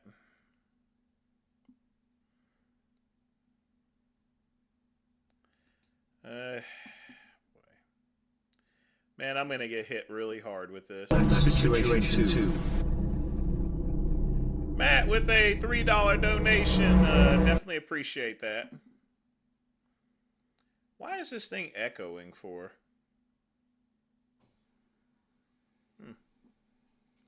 Yeah, well, let's see what we got here. Well, let's watch the rest of this little debacle and see exactly what happened. Exactly see what actually happened. Is there a replay of this? Okay, let's see what we got. That's what started this whole fight? That? Was that it? A foul, really. It's already a... But I think once they started hitting heads and he started taking his hand and pushing it away, yeah, well. But I would expect that, like a major foul like the Ron Artest there. Physical game. Falling at each other all night or something. I would doubt. I mean, there had to have been some pre-conflict before that. Person, that Moosin character, he's pretty calm. That must have, like I said, they must have been jawing at each other all night. But I don't even... Oh, boy. What a mess. All right, let's check out your video, Matty Matt. Let's see what we got. In this situation, she's not media trained properly. She says something stupid. You can tell he doesn't like it. And then she goes into it again. This also tells me he hasn't put a lot of boundaries up with her. If you put certain boundaries on your girl, she's going to know certain shit that she says is unacceptable. Her asking a question like this tells me that he might have not put up enough boundaries with her so that she would know that, yo, why the are you asking something so stupid? Larry, get her a line, bro. You're the star. She's not. There's 1,000 hers. There's only one of you. Anyway, let's get into this topic now. So my brother sent me this. And a couple other people have sent me this. A lot of people sent me this. As you guys know, Larry Wheels, very accomplished fitness influencer. This is his wife. Apparently, she said some shit. You know, I would expect Myron to go underground after that Heil Hitler thing, but, you know. Shit. Be something we have to consider in the future. I haven't checked my account. Would you be open to adopting something? I mean, we have other options, so probably I wouldn't want to adopt. It has to be somebody who looks like... Okay, so she's clearly Eastern European from her accent. Chad, where's this chick from? She's got to be from, like, Russia, Ukraine, Moldova, Romania. She's Poland, maybe. This chick is definitely Eastern European. Where's she from? Serbia? Yeah, okay, fair. I was going to say Serbia next. you, so maybe we get sperm from the rock.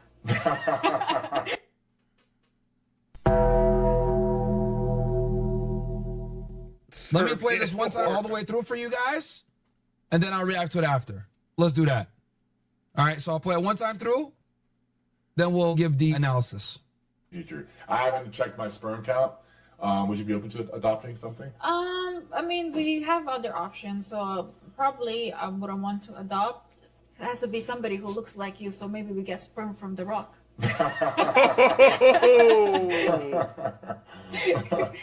I'm a fan of The Rock, but no. Well, what's wrong? Like, if you're infertile, he just can be a donor, not actually doing anything. Just you know, it's kind of disgusting how Larry says he's infertile, or so. He can be a donor, so we have somebody that resembles you. I'd have a hard time raising someone else's kid. I don't care who it is, even in The Rock. I don't care who it is. Would you say really no?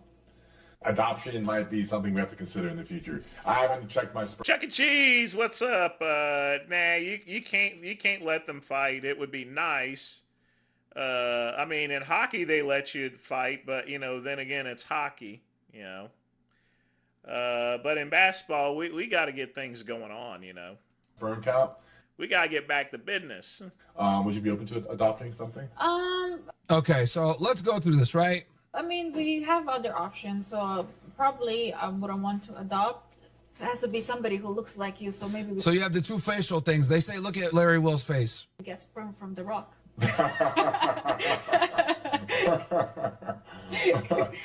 I'm a fan of The Rock, but no. Well, what's wrong? Like, if you're infertile, he just can be a donor, not actually doing anything. Just he can be a donor, so we have somebody that resembles you. So look, this is a perfect example of like when you're famous, and this is gonna be tough for a lot of people to accept, but when you're famous, right, and you got like a big platform, you gotta like media train your girl, right? Like what she said here is absolutely unacceptable, right? And I get what she's saying, but it's inappropriate. Oh, we need someone that looks like The Rock. That's like you. It's like it's kind of like a compliment, but not really, right? And this comes also from, here's another thing also about like Eastern European women. They are very cold, chat. Okay, they're very cold, and a lot of times some of them can't read the room properly, right? So he clearly said no, and then she says, "Oh, but what is the problem?" Right? Like it goes into it again. Stupid, absolutely stupid. Also, these Eastern European women, besides the fact that they're cold and they can't read the room, they look at men as expendable commodities for real. Okay, Russian chicks, Colombian chicks, Ukrainian chicks, like these girls from these countries, a lot of times tend to look at men as like wallets and like sperm donors. Okay, this is why you got to be very cautious around chicks like this, right? This is the dark side of being a passport bro. And then you got to understand also, when you have these girls, right, and they're in the United States, now their predatory nature is amplified even more so. Okay, now it's even more so because what would have been fine in Colombia, you making 50K and sending her some money or whatever, or you living there, you bring her to the US, right? Now her standards are going to go up alongside that. But the problem is that no, it isn't. A whore is a whore. Our standards go up alongside it, but the standard has not changed. The standards went up, but the metric hasn't changed. Does that make sense? Or actually, I'll say the other way around. The metric has went up, but the standard hasn't changed because now you're in a different country. So she's still going to want that quality of life that you guys had in Colombia, right? Where you're living like, you know, limousine riding, jet flying, woo, right? Ric Flair type shit in the States, which is going to be triple to 4x that, right? If you make $100,000 a year living in Colombia, you could live like you're a millionaire. Like it's damn near 5 to 10x the money, like the quality of life wise. That's why people become passport bros, chat. I mean, if you made $50,000 here in Piedmont, you'd be a millionaire. Go to Thailand, they go to Colombia, they go to Brazil, they go to Eastern Europe. Big reason why is because your money goes 10 times further. That's why I tell y'all all the time, don't bring these girls back, bro. Do not bring these girls back to America. There's no benefit to that shit. Okay? So in this situation, right, she's not media trained properly. She says something stupid. You could tell he doesn't like it. And then she goes into it again. I have a hard time raising someone else's kid. I don't care who it is, even in The Rock. I don't care who it is. Would you say really no? Adoption might be something we have to consider in the future. I haven't checked. I mean, but she's not a media person there, obviously. Larry Wheels is, and she's pretty ignorant to the crowd. I wouldn't really get on her too much or anything like that. My sperm count. Would you be open to adopting something? I mean, we have other options. So. Also, a conversation like this, I wouldn't have on camera. You know what I mean? I get it. Like, Larry Wills really likes to be transparent with his audience and shit. I remember years ago, dude, he made a video admitting that he was, like, addicted to porn. He had, like, a porn addiction, like OnlyFans. And I give him credit for that because a lot of guys go through that shit. But, man, that was wild. He was spending... I don't give him credit for going on OnlyFans like that. Like tens of thousands of dollars a month, chat. Like 50K, something wild, I remember. He was spending on OnlyFans girls. Right? So, you know, I get it. I respect the transparency. But yeah, having a conversation like this online is not a good idea. 9 out of 10 times. Probably I wouldn't want to adopt. It has to be somebody who looks like you, so maybe we get sperm from the rock. So she thought that would be funny, right? Like, cute. Like, but she doesn't realize like what? That's not cool, right? Now he plays it off cool, right? Well, given the way, I mean, I don't know why Myron is actually badgering. I mean, Myron has said some pretty awful things about people and some awful jokes. So, I mean, yeah, she's not media. Who's supposed to be media trained? She's his wife. She's not a celebrity, obviously. Doesn't want to come off as like the butthurt boyfriend or whatever and be all crazy on camera. I'm assuming this was live streamed, right? But you can tell he's like, nah, man, I'm good. Hell nah. I'm a fan of The Rock, but no. Well, what's wrong? Like if And then she asks this stupid question, what is wrong? Why? you're infertile, he just can be a donor. So the other thing too is that this also tells me he hasn't put a lot of boundaries up with her, right? So like, I'll give you an example. So like, if you put boundaries on your girl, if you put certain boundaries on your girl, she's gonna know certain shit that she says is unacceptable. I'd rate her an 8.5, probably a 9, Ryan, in temporal environment. So probably a 9, easy. Because she's an 8.5 on even in this fuzzy video. Obviously, she's definitely a supermodel. Does that make I sense, can tell you. So for example, let's say you have a rule, right? Like your girl, you don't let her hang out with her friends, right? And she can't go outside after, 8 p.m. without you, right? I'm just coming up with some random rule, right? Well, you could presume that more than likely her asking you to go to the club where her girlfriend's going to be out of the question, right? Like you don't let her hang out with her friends. And you don't let her go out without you after 8 p.m. So she's simply not going to ask you to go to the club with her friends, right? It's out of the question. Because if she can't do those two things, her going to the club is like, what? Like that's the combination of the two. So her asking a question like this, right, tells me that he might not put up enough boundaries with her so that she would know that, why are you asking something so stupid, right? And the thing too also, right, is, and I'm being charitable here with Larry, and I'm going to explain why. When you're a celeb, right, when you're someone that's famous, right, you got a platform, a lot of people watch you and shit, right? You have to be a bit more careful about how you do things. Let me give you an example. There's a lot of people that watch me that apply the methodologies that I teach and treat women the way that I do, but they're famous and you would never know, right? But they have to be cautious about how they do it because that isn't on brand. Does that make sense, chat? So there are famous men out there, right, whether they're athletes, successful businessmen, whatever, that apply red pill tactics, or I don't even want to use the term red pill, but like they're red pilled on females. They understand women and they move accordingly. So they put hard boundaries, they have standards, they hold their girl to a standard, they put their feet to the fire, they put their women through their paces, they train them to do all that shit, right? Now, they publicly don't show this. And the reason why they don't show this is because you guys got to understand that we live in a gynocracy, okay? We live in a gynocracy.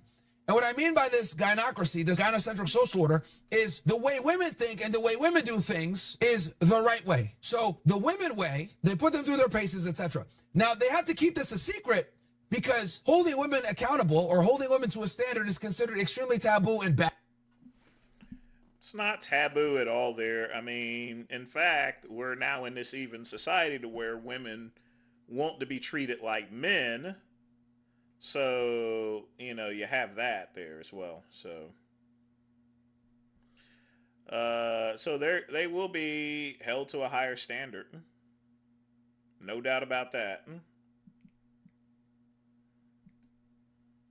Bad. Okay? Now, it's bad enough if you're a normie, nigga. Like if you're a mechanic or an electrician or whatever, you're like a regular guy, regular job, right? Stockbroker, whatever. It's bad enough to be aware at that level. When you're a celebrity, it's even worse, right? Now, I could tell from Larry's reaction here that he's absolutely red pill aware. He's on the internet. He understands what the red pill is. He understands what Sims are, etc. Right? And that's why he gave that response that he gave. He also understands pornography. He used to have a porn addiction, so he knows how these are.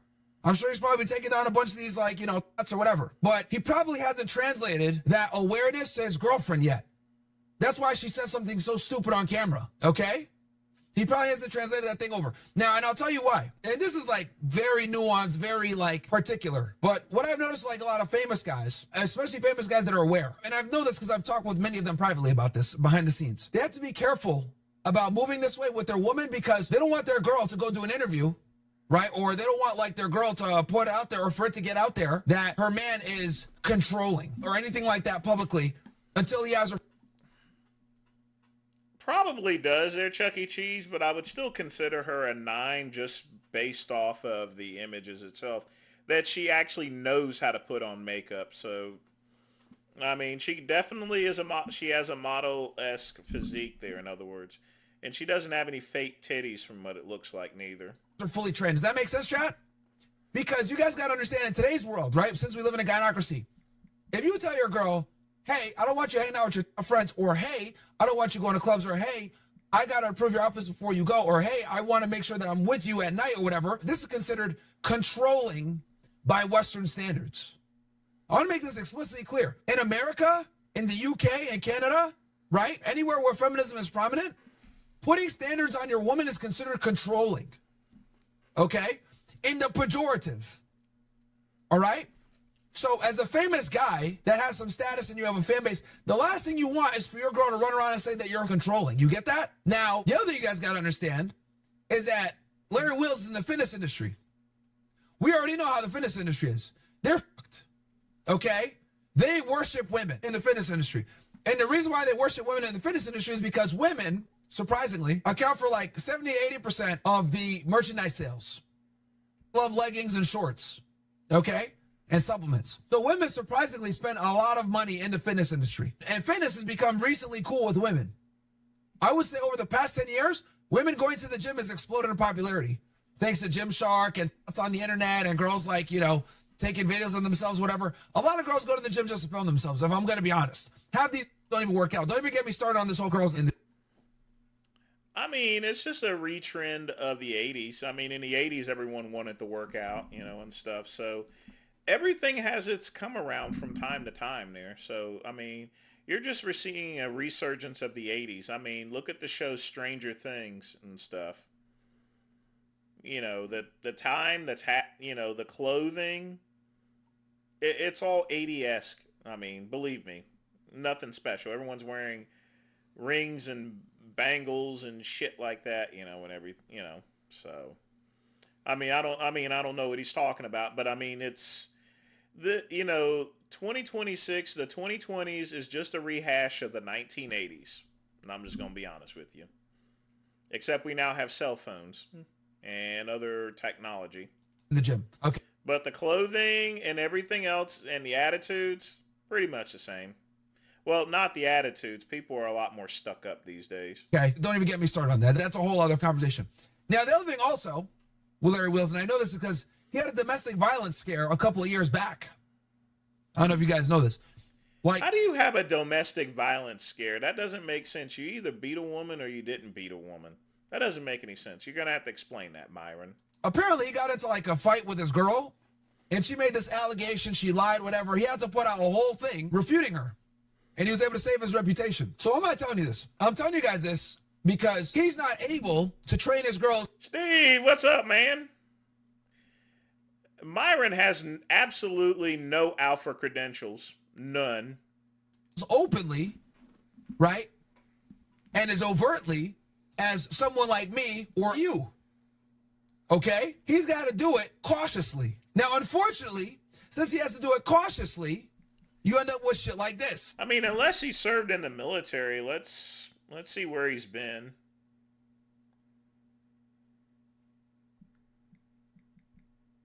Has he done anything that's alpha to begin with?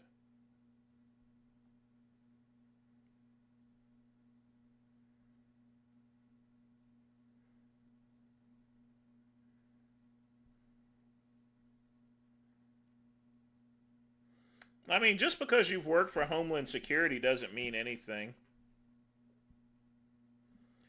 I don't see that he's... Well, if he's been in law enforcement, then he does have some alpha credentials, but I don't really... I mean, if he worked in law enforcement, I guess that gives him alpha credentials. But it also depends on which area. So if that's the case, he does have alpha credentials.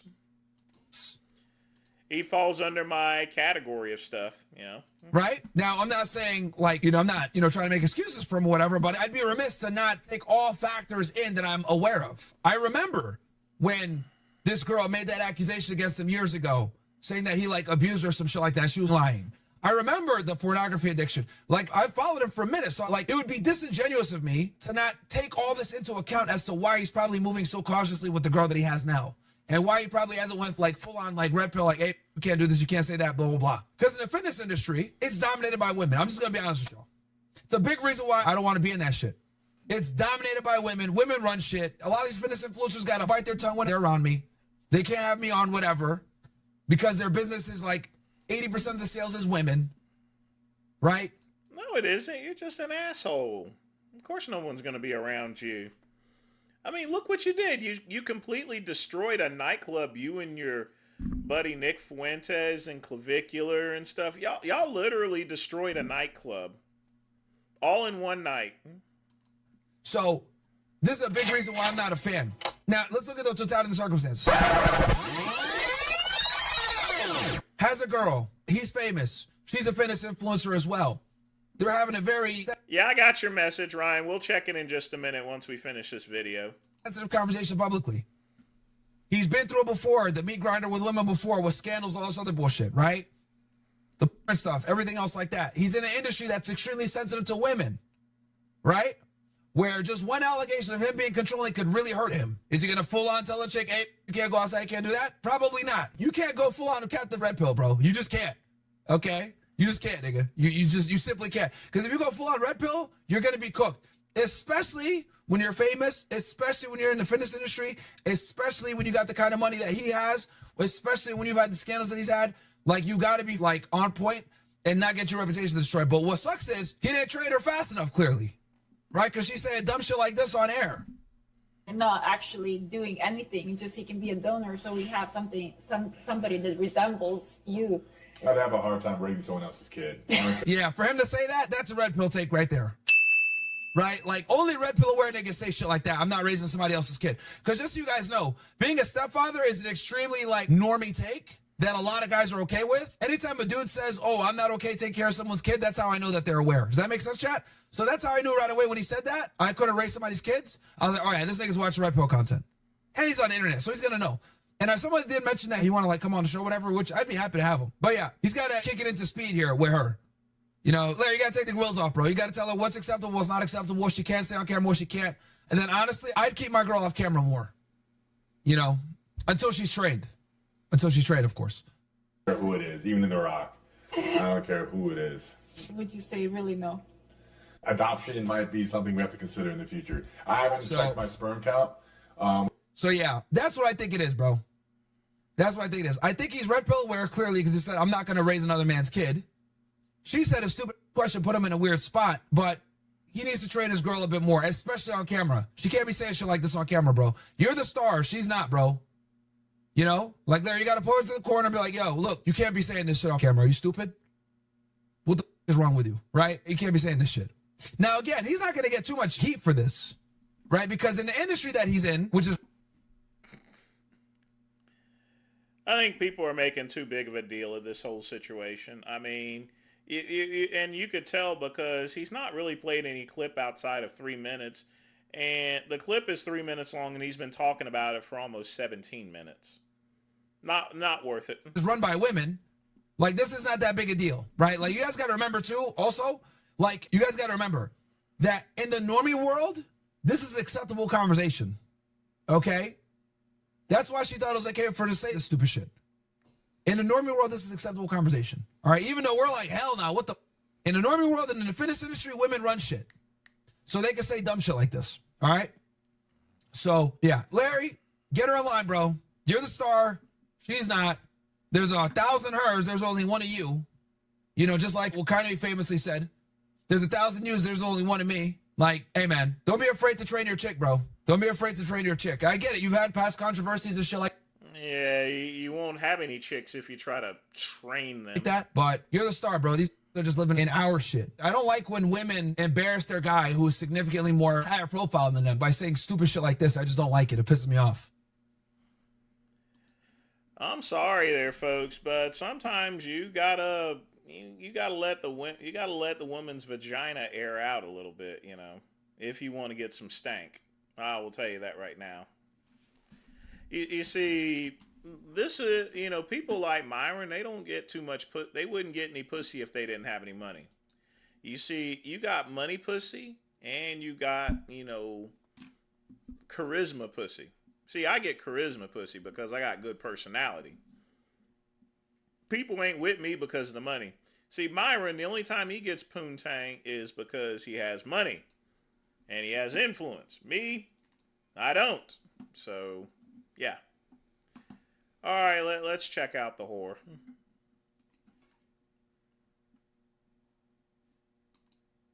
I mean, she's definitely a 9. I mean, no doubt. Titties are normal shaped. Yeah. Got a big old butt and everything. She also knows how to do makeup too as well. I mean, she's got the duck face and everything, but she doesn't have a butter face or anything. So, damn. She definitely has some good hips here, so. Very full figured. Definitely be eating that comb bread. I mean, I'm sorry, but, you know, that's definitely a 9. Yeah, that's some good birthing hips right there. You know, the great one likes some meat on his bones here. Nothing personal.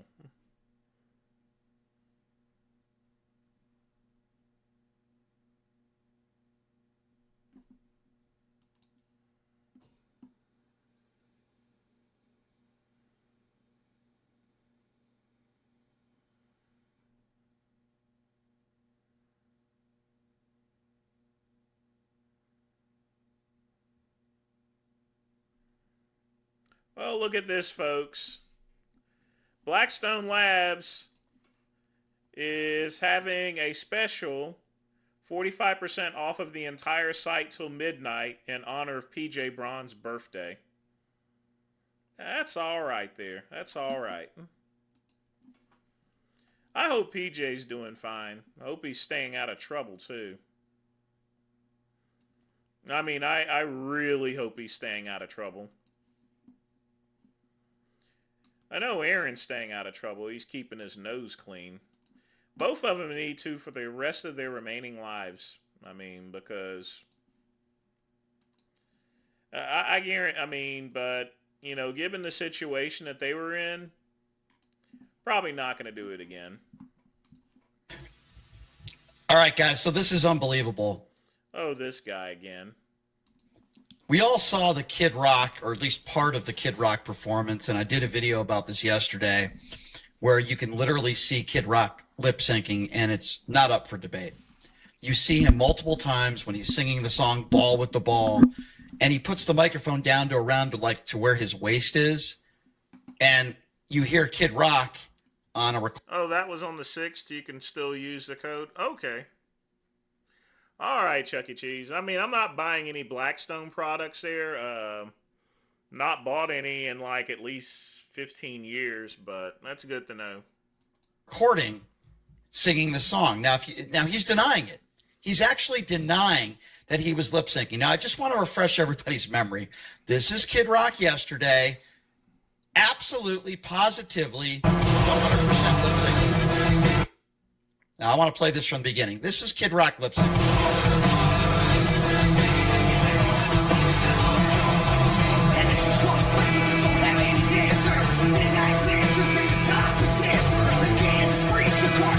Yep, this is where I noticed he was lip syncing.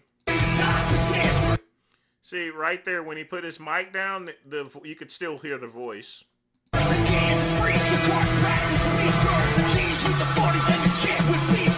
I mean, are you guys? I mean, it's clearly obvious he's lip syncing.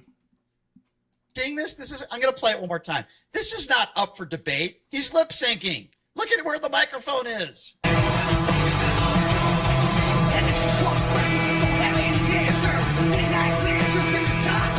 Look at that. He puts the microphone down while the lyrics are still going.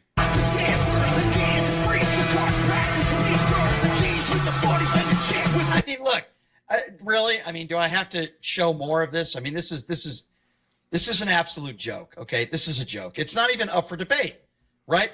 So basically, people had a choice of listening to Bad Bunny, who actually sung, had a real live wedding during the halftime show. How cool is that, folks? Yeah, you saw the wedding portion of Bad Bunny. That was for real. That was a real wedding there, folks. They really got married during the halftime event. Yeah, they should have done 10K a day. It's not even up for debate. We know that he's lip syncing. Now, this part is where it gets me because, well, our guy wasn't lip syncing. He's struggling to admit it that he was actually lip syncing. Looks like his screen froze a little bit. And I want to play this for you because this is him on Laura Ingram's show. That's right, the evil racist witch, Laura Ingram. And guys, I'm not making this up. He is trying to tell us what we saw with our own eyes. I guess we don't have eyes, that he wasn't lip syncing. Listen to this. Well, I wrote a book called Shut Up and Sing about 20 years ago. It was pretty prescient. I just love music. This is one place I don't really need politics, okay? I love great music. So, Bobby, there are a lot of questions about what happened during your first song on stage. People were talking about it. It seemed to be a little bit out of whack. What was going on there? Yeah, so it was out of sync. And actually, just to have some fun with the haters, I can't answer all the trolls, but... Can somebody please explain to me? No, it wasn't out of sync. It wasn't out of sync. You were lip syncing, and it's not trolling. I mean, it was quite noticeable. I didn't see the Kid Rock halftime show until the first three performers were perfectly fine. They were great. And then comes Kid Rock, didn't even bother to sing. It wasn't out of sync. You were lip syncing. You were out of sync. Your mic wasn't on. You were lip syncing.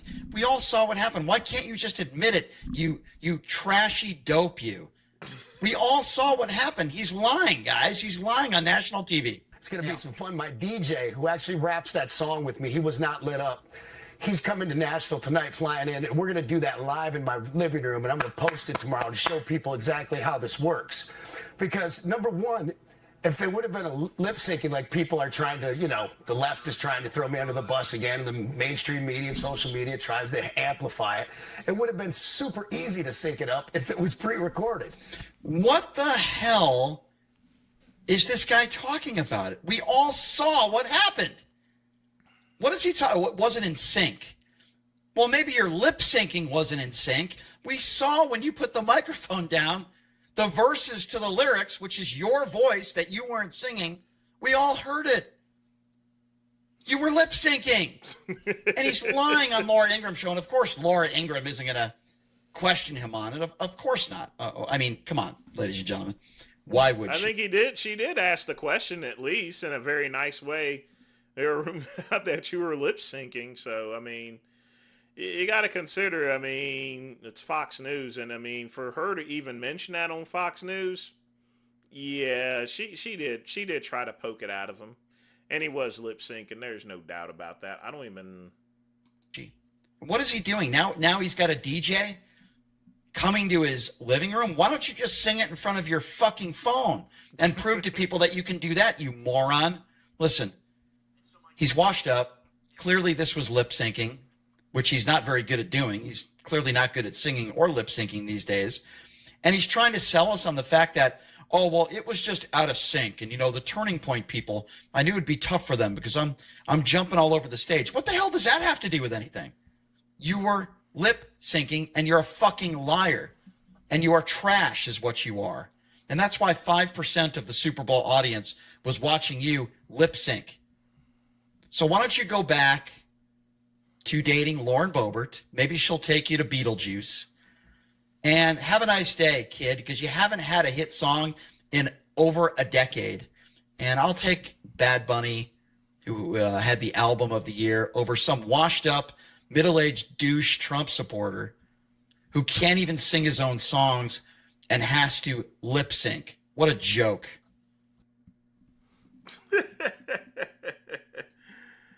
Ooh, mean, mean, mean.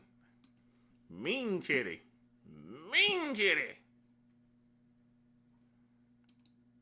That wasn't really nice of him.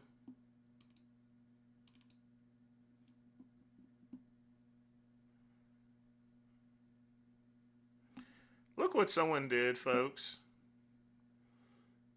Someone put this up here. Obviously,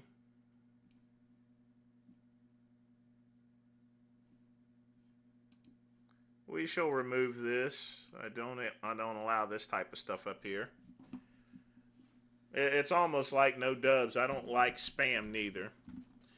Yeah, 10K a day would have been a lot better. Speaking of 10K a day, as we'll play it. Shout out to the real, you gotta be a freak. Gotta be a freak beats. Taste of my freestyle. You know my flavor, I'm the real vanilla ice. 10K a day, 10K a day. You know my flavor, I'm the real Felicia Key. 10K a day, 10K a day. You know my flavor, Wednesday on the halftime show. Matt with a $3 donation. I need to wonder why it's doing that stuff for. Hang tight with me just a minute. Maybe I have something turned on. Oh.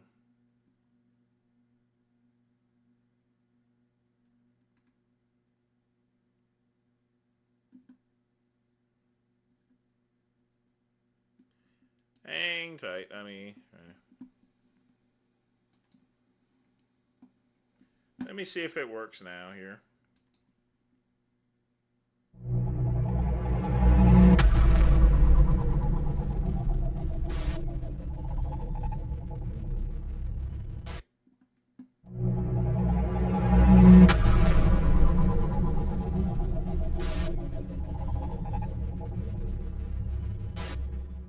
I think that fixes it. Okay.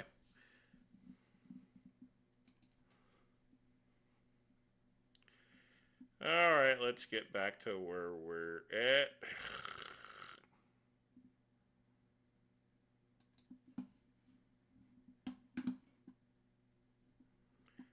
Oh, good old Fuentes.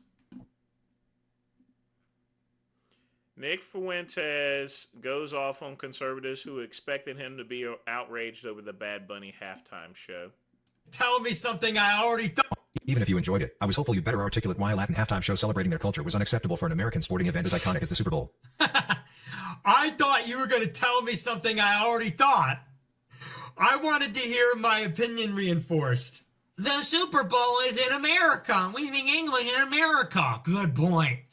Good point. I've heard this opinion 10,000 times this weekend, but I wanted to hear you say it harder. That's why I hate you. That's why I hate you people.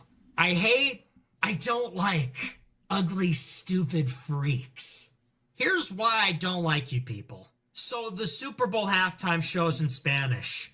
Stop the presses. Call the National Guard. Everybody is saying exactly the same thing. It should be in English. The fuck? The country speaks English. The song should be in English. And okay, so we've all heard that. We all sort of agree. I mean, obviously Nick Fuentes being half Mexican, himself, or half Spanish, Latino, or one of those genres would not have a problem with Bad Bunny. He has the same blood as he does. Agree. Okay, we all kind of agree. We've all heard that. Everybody tune into the show because they want to hear me say it, though. We all sort of agree. We've all heard that. And you want to tune into the show to hear me say it. The show should be in English. I think the show's in Spanish. That's not English. The show should be in English. And why? Why do you want to? You want to get up on the coffee table? Yeah! Yeah! The show should be in English! I mean, like, why? I don't know. It's just so low IQ. I have been doing this for long enough in my life that I'm just sick of, like, I'm just tired of it. I'm sick of it. You want me to get, so everybody can get up out of their recliner chair. You can get your fat ass up off the chair. Yeah! Who gives a shit about any of it? Nigger ball brought to you by beer and sports gambling. Here's your goy ball brought to you by gambling. Yeah! Yeah! Who gives a shit about any of it? Nigger ball brought to you by beer and sports gambling. Here's your goy ball brought to you by gambling and Miller Lite. Goy ball. Oh, my nigger just scored a point. Brought to you by Dave Portnoy and DraftKings. It should be in English. It's like, I mean, come on already. Come on already. Well, it was acceptable last year because it was Kendrick Lamar. The Ebonics was in English. I need my Ebonics to be in English. I need my bubblegum pop garbage. I need my degenerate Jewish pop garbage to be in English when I watch my black people play ball while I gamble my money away for the... That sounded personal. A lot of artists have backing tracks due to the sound sucking. Well, the thing about it is that Chuck E. Cheese, I do have an issue with lip syncing, but even worse when it's bad lip syncing. And that is the worst lip syncing I've ever seen. We know that Kid Rock can actually sing a song and that he makes his own songs, but it just looked pretty bad. And it's especially Chuck E. Cheese when you're trying to compete against Bad Bunny, because that was the whole purpose of that halftime show. It was a Super Bowl halftime alternative to basically compete against Bad Bunny. And if you're going to compete against Bad Bunny, Chuck E. Cheese, you got to do it with really singing. Like I said, the first three artists is great. And then Kid Rock ruins it with his bullshit. They should have left Kid Rock off and let the other three people in there. If they done that, it would have been perfectly fine to me.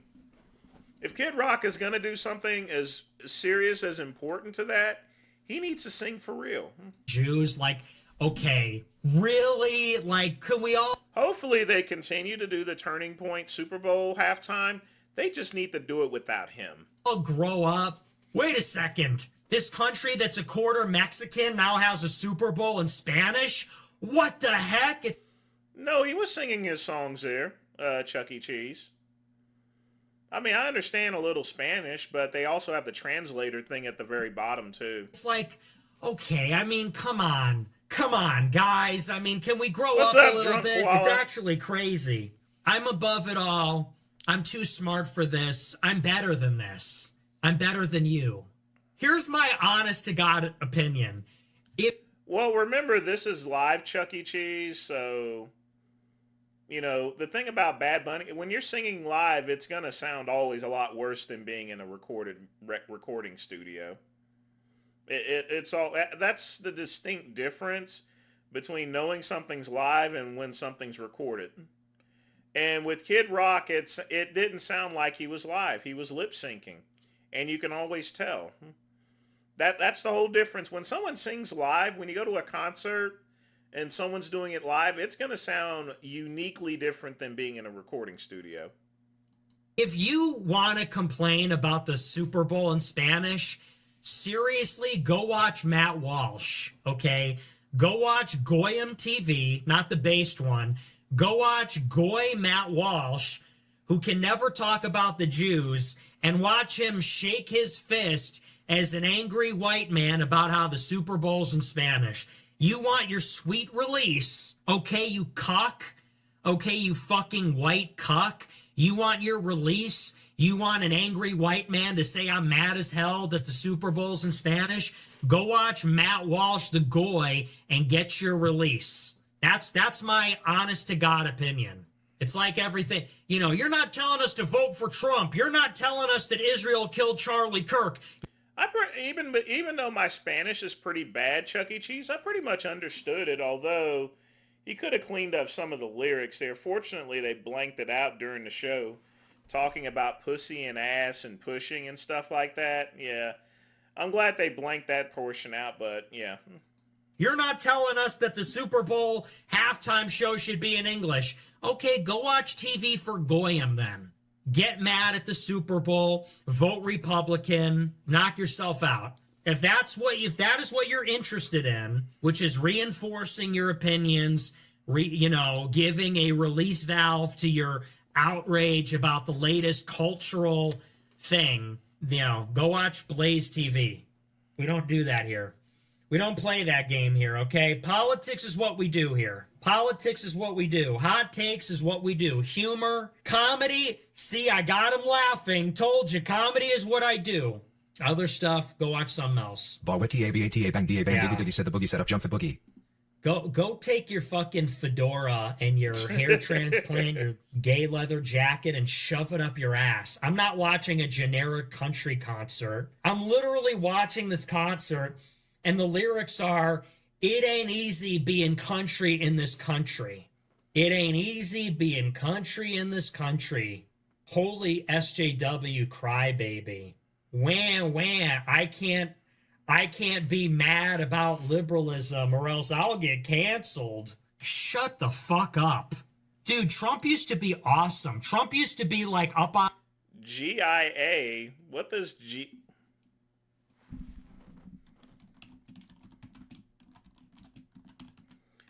GIA stand for? On stage like, we're gonna build a fucking wall, Mexico's paying for it, and now it's like we're back to being these like big fat gross babies. It ain't easy being country. I can't get $1, man. I'm getting canceled for saying men can't be women. It's hard out here for a simple country boy. Like, shut the fuck up. Romeo Guerrero 9 cent $20. So like loser coded. Bro, who gives a fuck about the Super Bowl? Get y'all's bread up, Father Hope entropy back So up. true. You're like, you're broke. You're broke. Someone has to flip the fucking burgers, dumbass.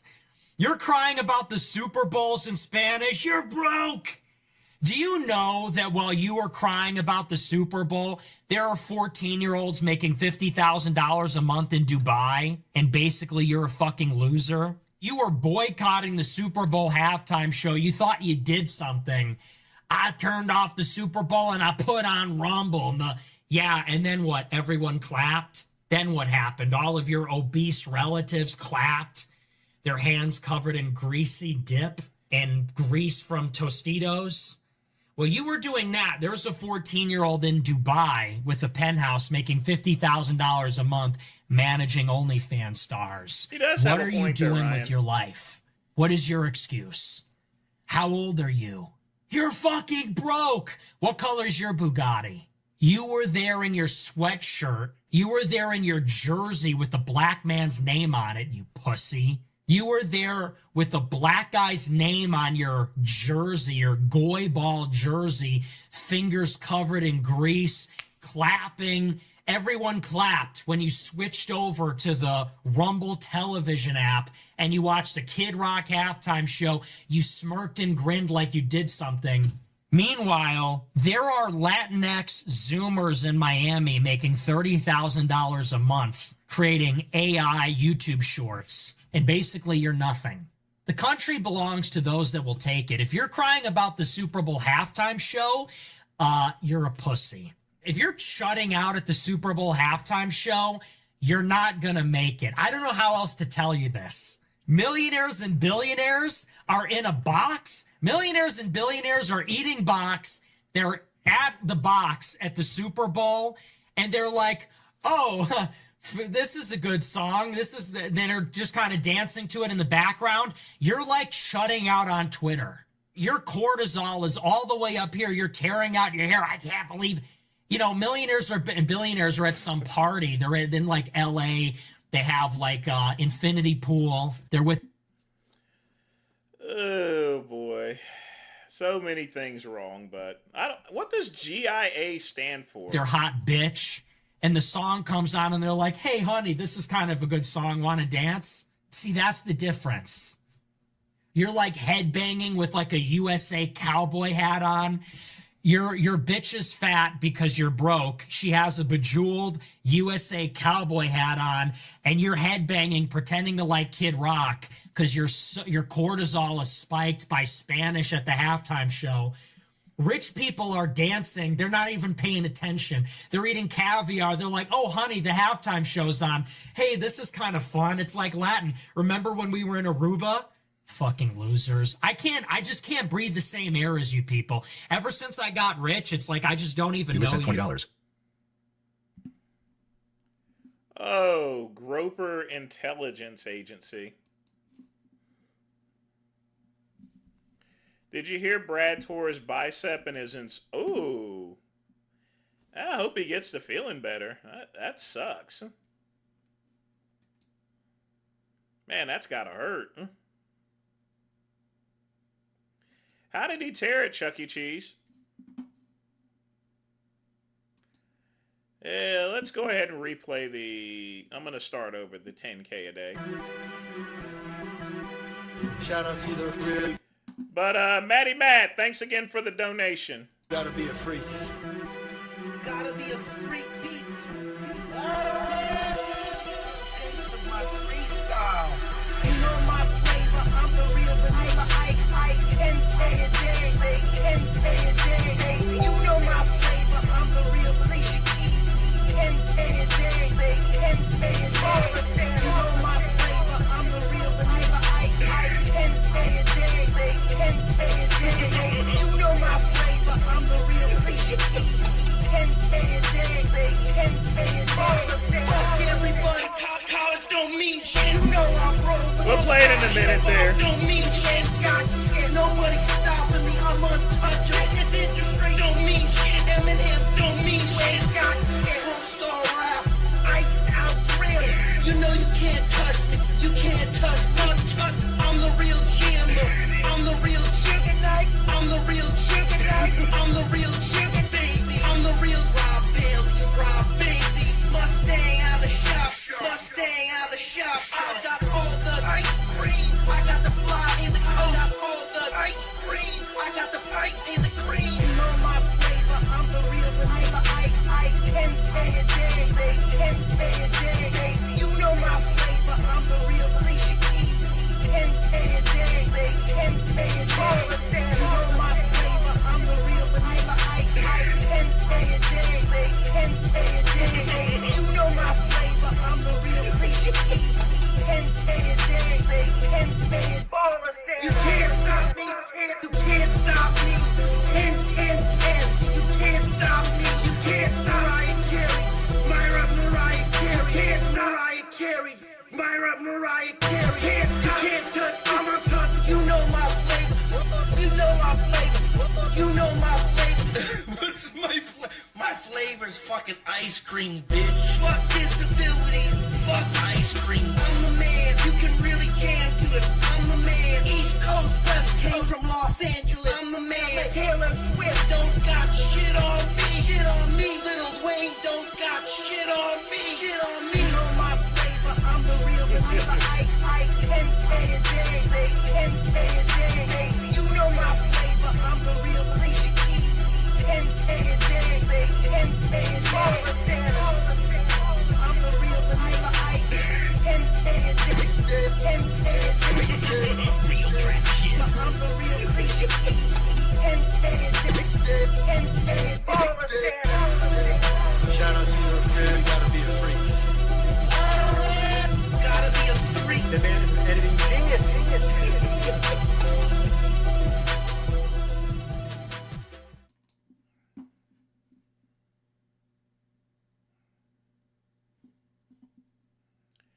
All right, let's check out Brad's new video. Man, that really sucks.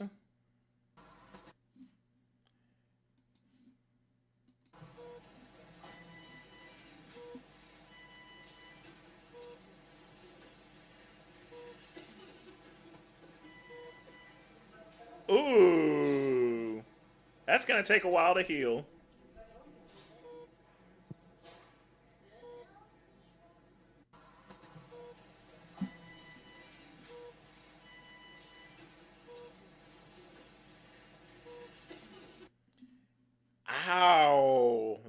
just looks like it hurts.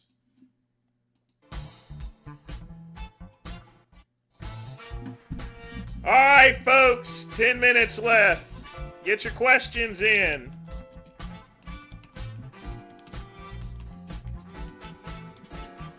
I'm gonna leave him a good get well soon.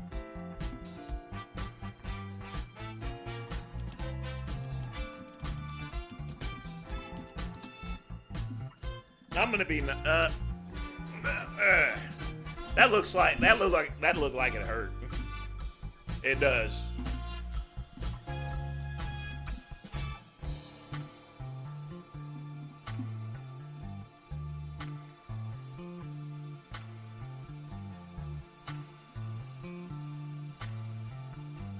Second story.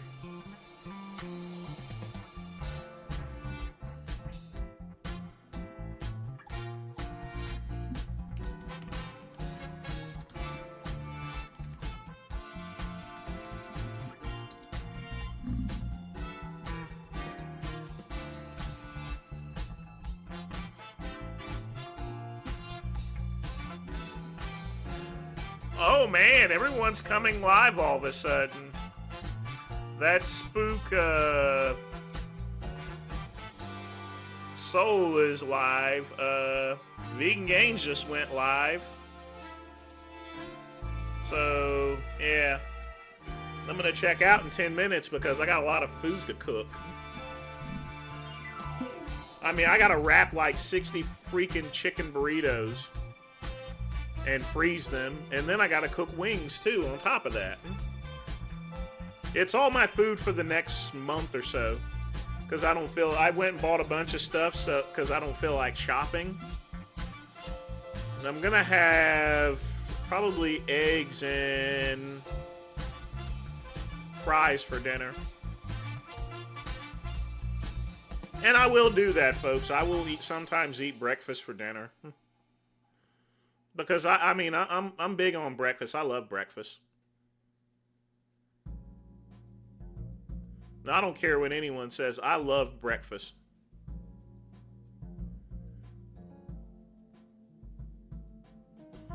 You're watching Transform X, but it was 2 stories combined from this IG. Oh. Hold on. I didn't know that.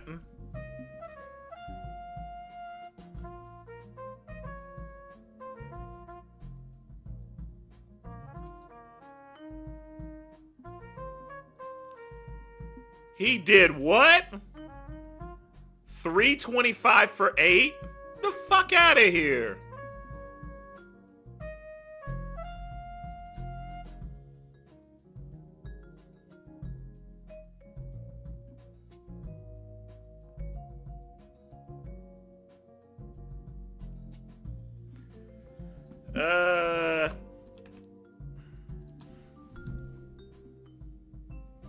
I know I have Brad on my,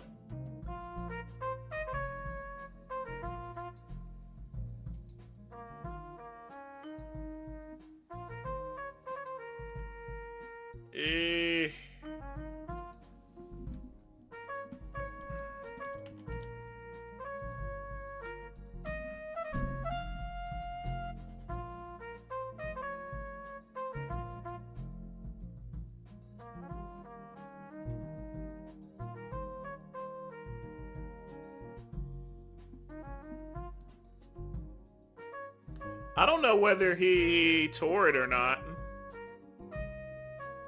I only saw that one story. I didn't see the other one.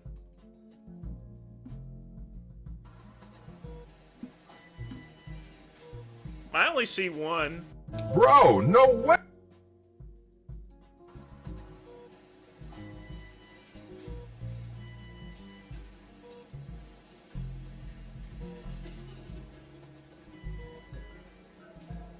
I only see one. I don't see a second story. Was using a mixed grip? Well, I mean, regardless as to what grip he has, sometimes, I mean, Chuck E. Cheese, things tear. If you're training hard and you're not getting injured, you're not lifting hard enough. But there comes a time to where you just gotta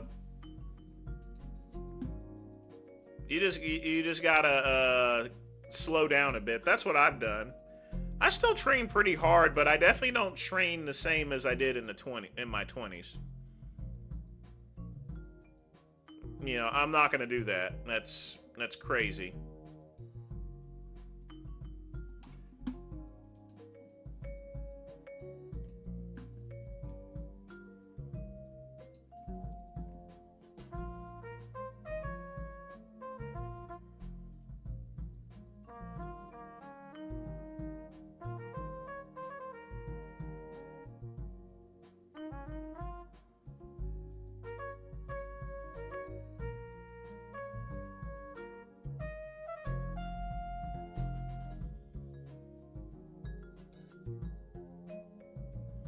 Let's see what we got here.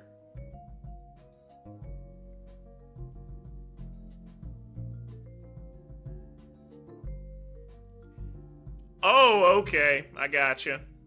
Chuck E. Cheese. Everything has been sticking together, but I'm going to be honest with you. I'm surprised that short actually worked because mine is still doing the same thing.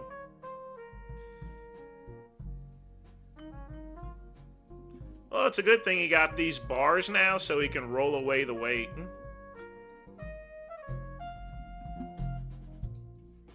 Boy, obviously those steroids are working. But folks, 3 minutes left. Get your questions in. Because the great one has to cook dinner. Process orders. Welcome to my...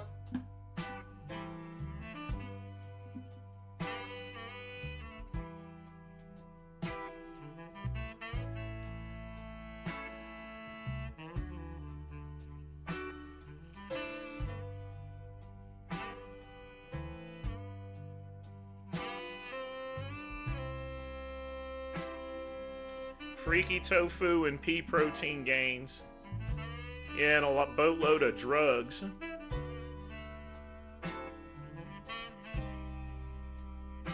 Just a boatload of drugs at this point.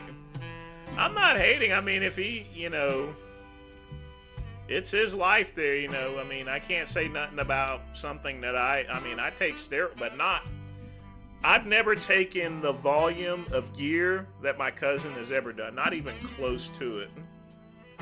And I've never been as big as he has. Not at that shape. He's far surpassed anything that I've ever accomplished. Or not so much accomplished as far as my maximum size.